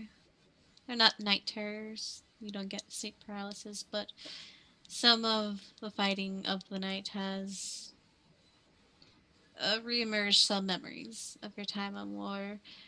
Fib, are you sleeping? She spends some time looking out the window in the direction of the body pile. Mm-hmm. And it's a very stern look, but there's something unmistakably sad about it. Mm-hmm. I think that, like, theatrically, there is a shot of her looking out the window, and then it just fades to her sitting in the chair with her head nodded, and she will sleep a little. I'll sleep a little.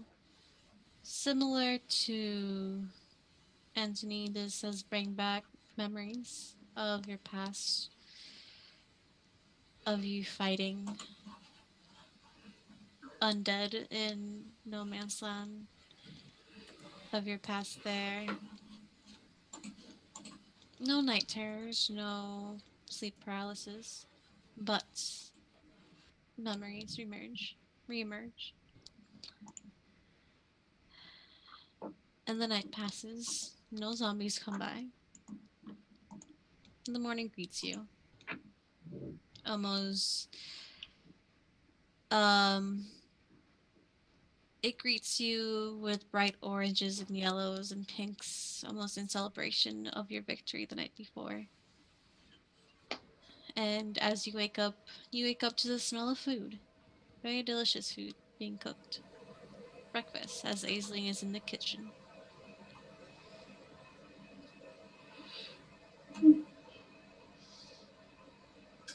I'll get up, go to the kitchen, and just kind of wave my, bring my tools with me. Say, oh, hello.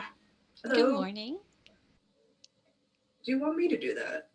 Oh no, dear, it's fine. You're a guest in my house. Bacon? Yes, please. Lots of it, please. Did All I right. hear bacon? Yep, holds You up the sure plate. did, honey. You see, she's like piling bacon on a plate, with a little bit of like a paper to kind of like soak up the extra grease. But there's a pile of bacon. There's porridge that's been seasoned with cinnamon and fruit and nutmeg. There is eggs. They're all in like almost like buffet style. There's little bowls and piles of things set up on the table for you guys to eat. There's pancakes. There is sausages and just breakfast food up for anyone. Anyone want some coffee, tea, orange juice? Well, I'll take a glass of orange juice, please. Of And course. Rowan will walk past Anthony's plate and take enough bacon so there's only 2 left on there. Just stares at it. Oh. Everything in moderation, Mr. Silverhorn. Just sighs and goes, sits down to have his bacon. It's a sad plate of bacon. Mr. Rollin, I think we can agree that he deserves a little bit more as a celebratory breakfast for what y'all did last night. Oh, no. Let him annoy Anthony, please. It's like morning entertainment. Do I need to put you in timeout, Miss Lucy? Ah! If you can catch me. Does it come with a spanking? Oh, dear. No. Oh, well. Maybe? I don't That's no know. fun. Well, she'll just start setting up breakfast. There's some fresh fruit if you'd like. Here's your orange juice, Mr. Rollin. Miss Fib, would you like coffee, orange juice, tea? A little bit of tea would be nice, thank you. Of course. And she has a pot of tea ready. It's black tea, but she does have some also some like more floral tea should you wish, and honey to sweeten it up. Now you enjoy your breakfast. Y'all deserve it after last night. Just think of it as a little bit of a thank you. It's not much, but it's something. Through a mouthful of pancake and bacon, Lucy will tell her, "You're very welcome." And then say, "Oh shit, I forgot my crossbow." And go outside to get her crossbow off the roof. You do that. Make a perception check. Me? Yeah, as you're on the roof getting your crossbow. Bloop. It's a 3. I'm not perceptive. Okay. You're just there, you get your crossbow and go back I'm just down. Lucy, I'm just there. 2020. Anthony's working on making a Freya. He looks to the others. Do we want a small Freya or a tiny Freya? What's the difference? One size difference. She does the same amount of damage regardless. Oh, a tiny one. Alright. Let's start working on a tiny one. It's quite an interesting thing you got there, Mr. Anthony. Yes, Soon points towards the door. Soon still perched on top of it, waits for Lucy to come in before jumping on her. He was the first creation. Freya's the second. Well, third. Got another one, Kristoff. She's home. Um, but Freya actually is a battle-ready mechanism. I saw. That's a lot of fire she produced last night. Yes. Yes, she can do other things. I'm going to set her to... I'm going to keep her fire damage because I don't think exploding things in a mine will Oh, be please good. don't. I could do her health. Do we need health? Oh, I could give us some health. All right, then I'll keep her on the fire side of things. Rollin will use some meta magic and extend an aid to everyone. So y'all are getting 15 to your max. Yay! You're an amazing lot. And Miss Fib, those goats of yours were amazing. Does that boost the max or is that temp? The That max. boosts the max. Okay. And I believe you get that full up as For well. 16 hours. Okay.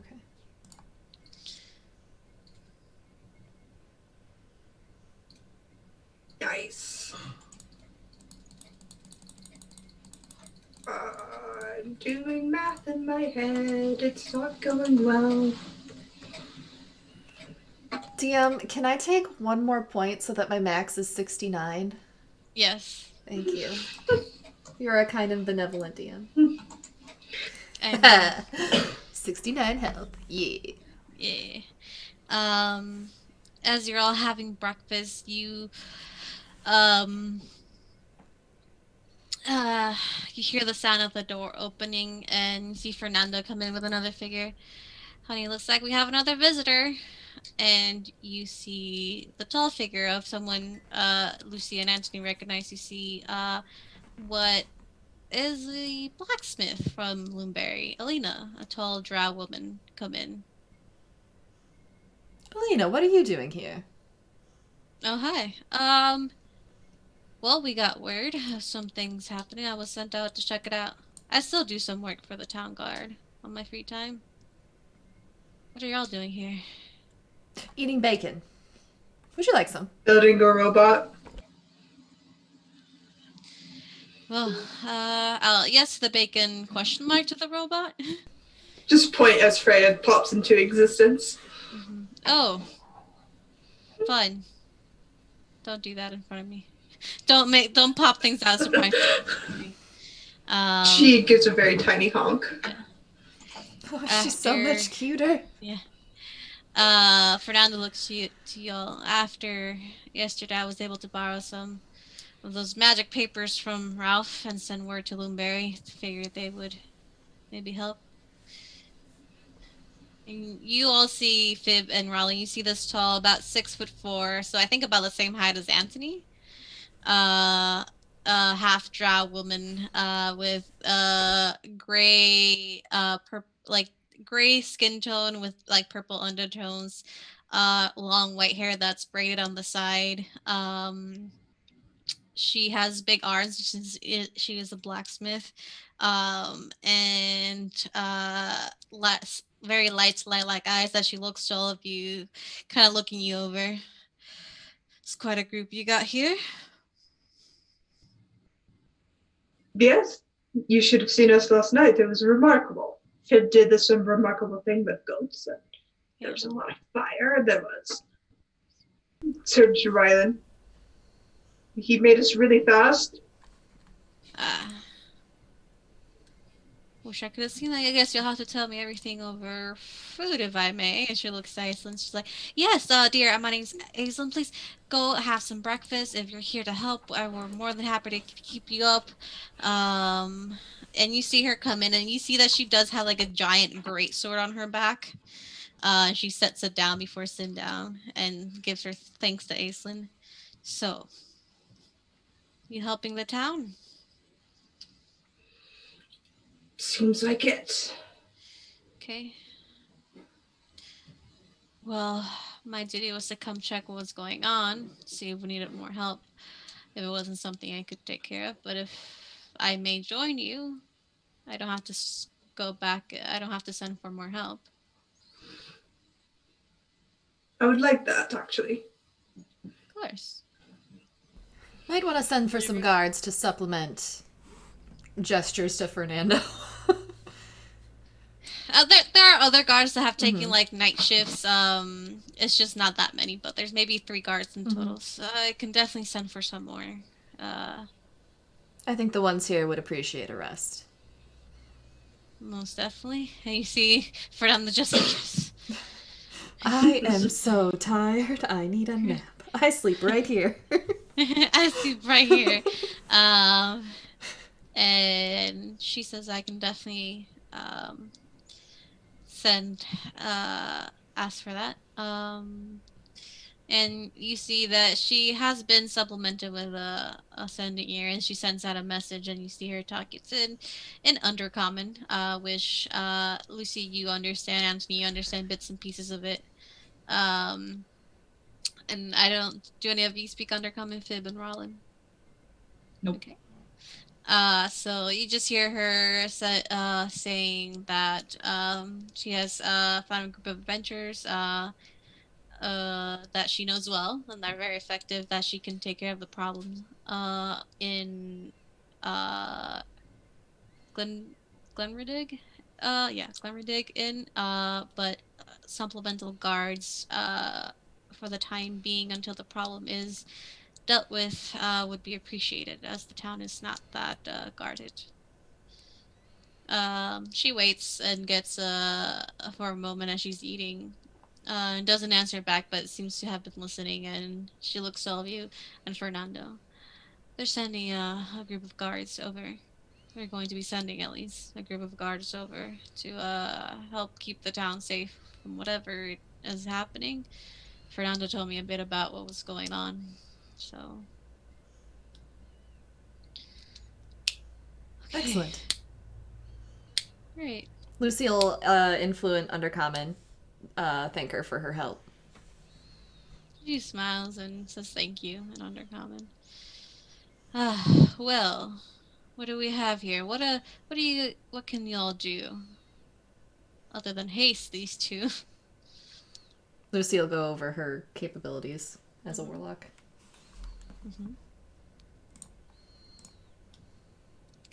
I'm a medical practitioner.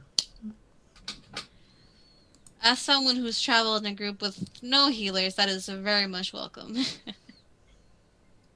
And you too, I know Anthony here. Lord Anthony? I'm not sure how you want me to refer to you. No, you can. Yes, but no. On the Lord road. Silver? Okay. No, just Anthony. Anthony. I've seen you fight. Are you miss? She looks to you, Fib. I have some experience with tracking the undead. Nice.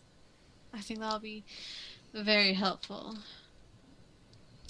I can hit things really hard and have them stay down.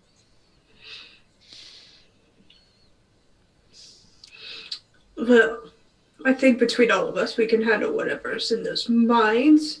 I will warn you, if there are other things aside from zombies, I will mostly struggle with it. I don't do well against schools in particular. I completely understand. She gives you like an understanding smile. They're not my favorite either. Scrawny, scabby little bastards. Just disgusting, really. They slobber, it's gross. Everywhere. It's just gross. Really. I was once trapped under one. It knocked me down, came on top of me. I was able to save it up, but it's just that they really need a breath mint. It's just all gross and rotten there. She says that she just eats. Gross. Fine, freshy smell. Anyways, if anything's bigger than a zombie in there, just not much use if I not focus. If I may suggest, once you're in a rage, or if you can get into a rage before that happens, tends to help. Because all your focus is on fighting. Yes. I could help with that. Wow, god damn it. I can help with that. He can help with that, sweetheart. There's a spell I know called heroism. It impedes any chemicals that induce fear. All right. Slap it on me and just point me to the nearest thing. Rollins about to slap Anthony. Soon pounces on your face.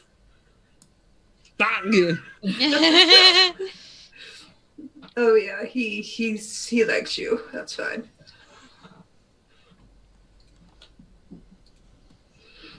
Okay.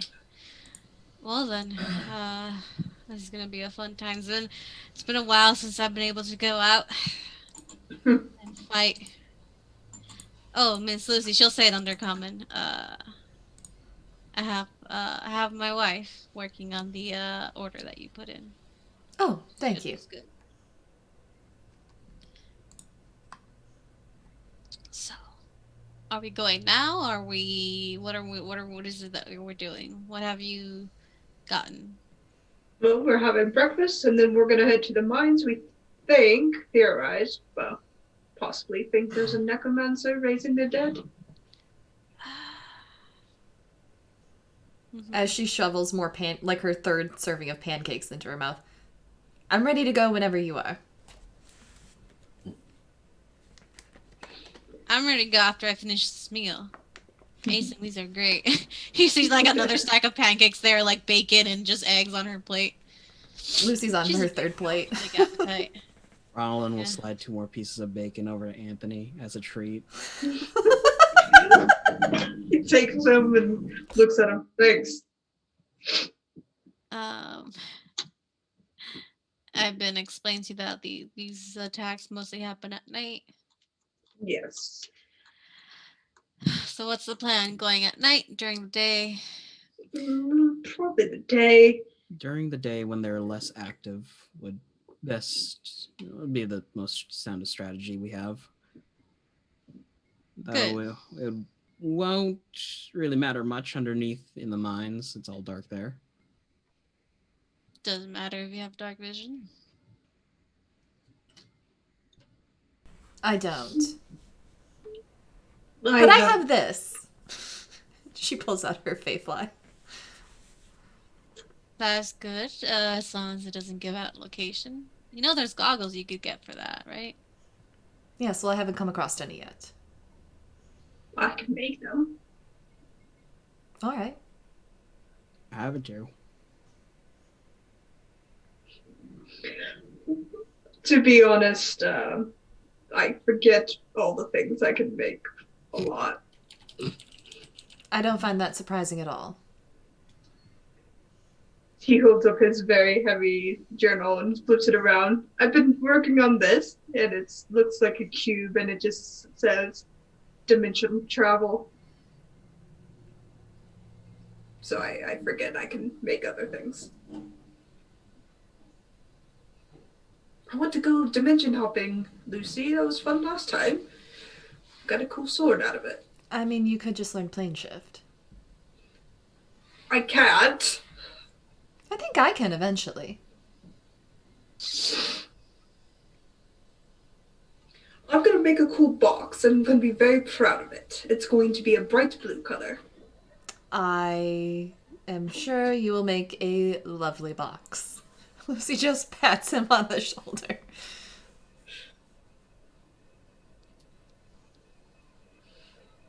Anyways, eat your breakfast. I'm going to go deal with whoever's causing the undead problem.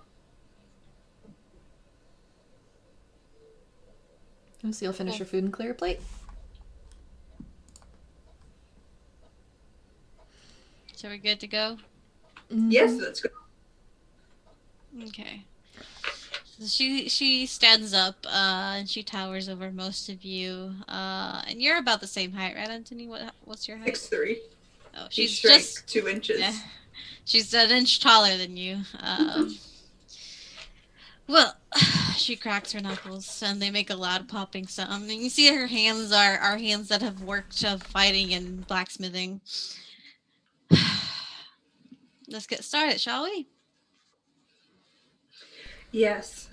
What a fun time we're gonna have in a closed mine, dead infested space. As he stands up, picking up his pack. Couldn't have said it better myself. And she like pats you in the back, but it's like a little bit too hard. Oh yeah. Just remember, nothing that's too loud. I'd rather not get buried alive today. Lucy's gonna cast mage armor on herself and offer it to anyone else who might need it. Right. Let's get this party started. And Aislinn gives you a few rations just in case anything happens. Good luck out there. Thank you again for your help. You'll always be welcome here. Oh, no worries. And you leave with your 1 second. With your new temporary adventure buddy. And you head off to the mines. Fernando leads you to the other end of town, which is right over here. The mountains are maybe a mile off. And he walks you a little bit outside of town, but doesn't continue with you. And he tells you, if you just keep along the path, you'll come up to the entrance.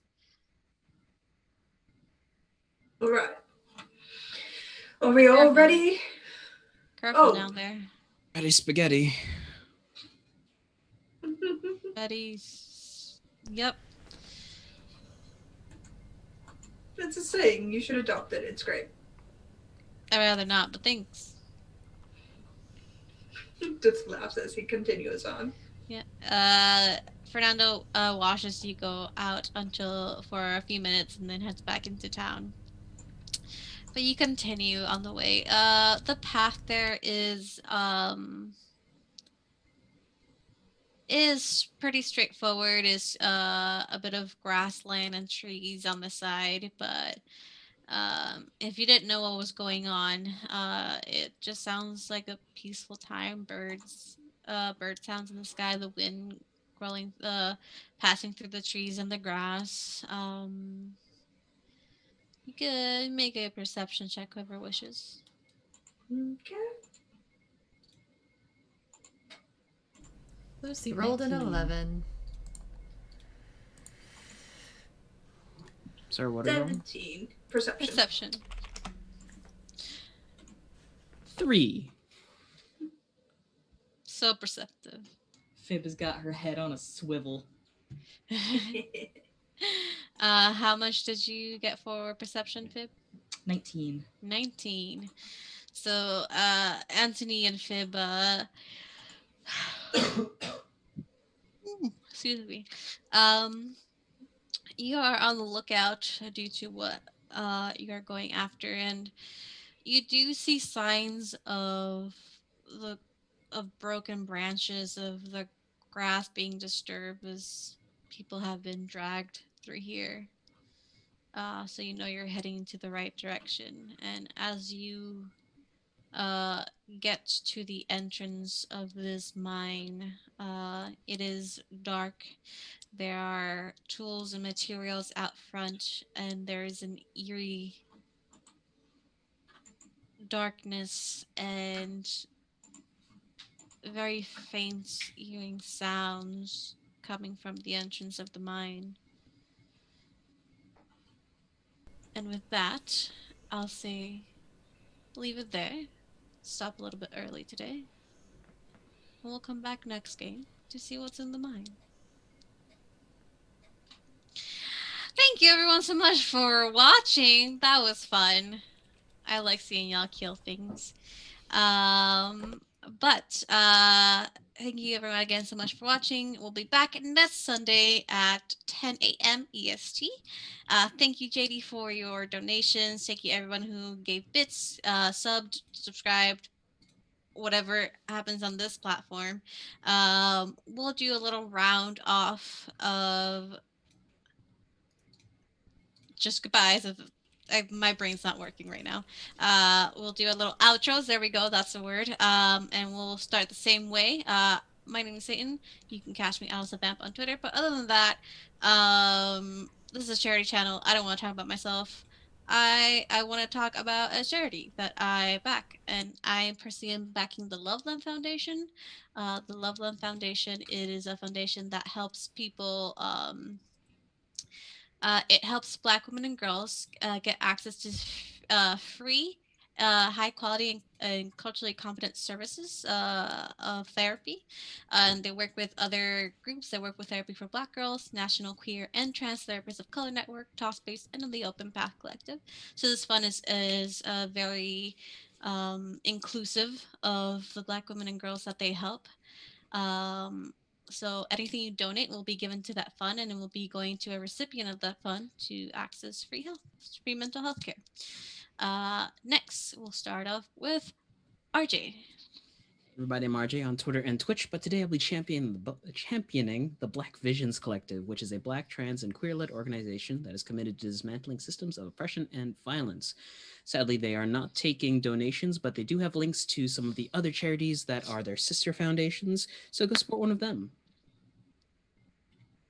Next, Danae Keener of DanaeKeener.com. Hey everybody, I'm Danae Keener. I am supporting Special Effect today. It's a charity that focuses on making video games accessible to people with physical disabilities. From modified joypads to eye control technology, Special Effect uses various methods to make games more inclusive so everyone gets to play. Mm-hmm. Next, Jennifer. Hi, I'm Jen, and I will be championing the Bail Project. It is a nonprofit organization designed to combat mass incarceration by disrupting the money bail system. It focuses on local communities and low-income Americans. Thank you. And last, but certainly not least, our wonderful host and producer, Sarah. Hey y'all, I'm Sarah. Welcome to my channel. If this is your first time here, as Satan said, we are a charity channel in this house. I take no monetary income from this channel, because I don't need to get paid to play games with my friends. That's just what I like to do. It's a hobby. So we brain train just derailed. Originally, we used to Originally. dump. Yeah. My charity of choice was I Need Diverse Games. They are a champion of diversity and equality in the video games that we know and love and the industry as a whole.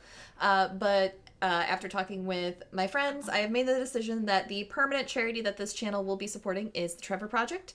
They are the leading national organization providing crisis intervention and suicide prevention services to the LGBTQIA+ community. And this is an LGBTQIA+ friendly zone. So, you know, it made sense.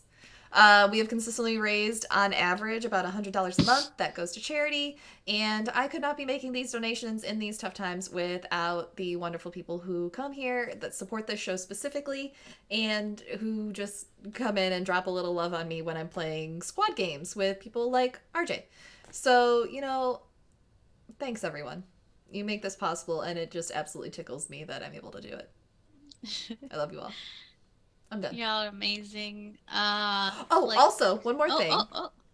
And this is absolutely shameless, and it is solely for me, but once a day, you can donate 2,000 channel points to the community goal so that I can force a fellow streamer and squad mate and friend, also Satan's boyfriend, Ryan Ryoga, to open all of his loot boxes on Overwatch because it annoys me in the same way that he has over 100 loot boxes in that game, like looking at someone's notifications on their phone and seeing a million like email notifications.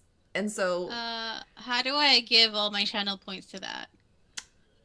You can, per person, you can do 2,000 a day. But you just go down to the channel point area on your PC. I don't know if the phone app has updated. Some people have said that they can't donate through the phone app yet. But every day, even when I'm not streaming, you can come here. You can drop in 2,000 channel points. We got 18 days. If everybody bands together, we can hit that goal in no time. And then on December 9th, he'll have to open all of his loot boxes for me. Fun fact, we're already 12% there, Yeah, I just donated. 14% there. So, yeah. Every day I will come on this channel and I'll spend my 71,000 channel points to do that. You could probably just do it yourself. Yeah. I can't donate more than 2,000 a day. You don't know how excited I am for my birthday to come about and see if we've made it or not. But yes, anyways, if you watch me via Twitch, you can spend those channel points on that and give me a little happy birthday present. Now I'm done. Yeah. For real. I'm gonna mute myself. Thank you so much again, everyone, for watching and coming with us through these adventures. We'll be back next Sunday, 10 a.m. EST, on this same bat time, same bat channel. Yeah, take care of yourselves. We love you. Eat some food, take your meds, drink some water, and just be kind to one another. And Bye, go out everyone. and tell someone you love them today. Bye! Bye.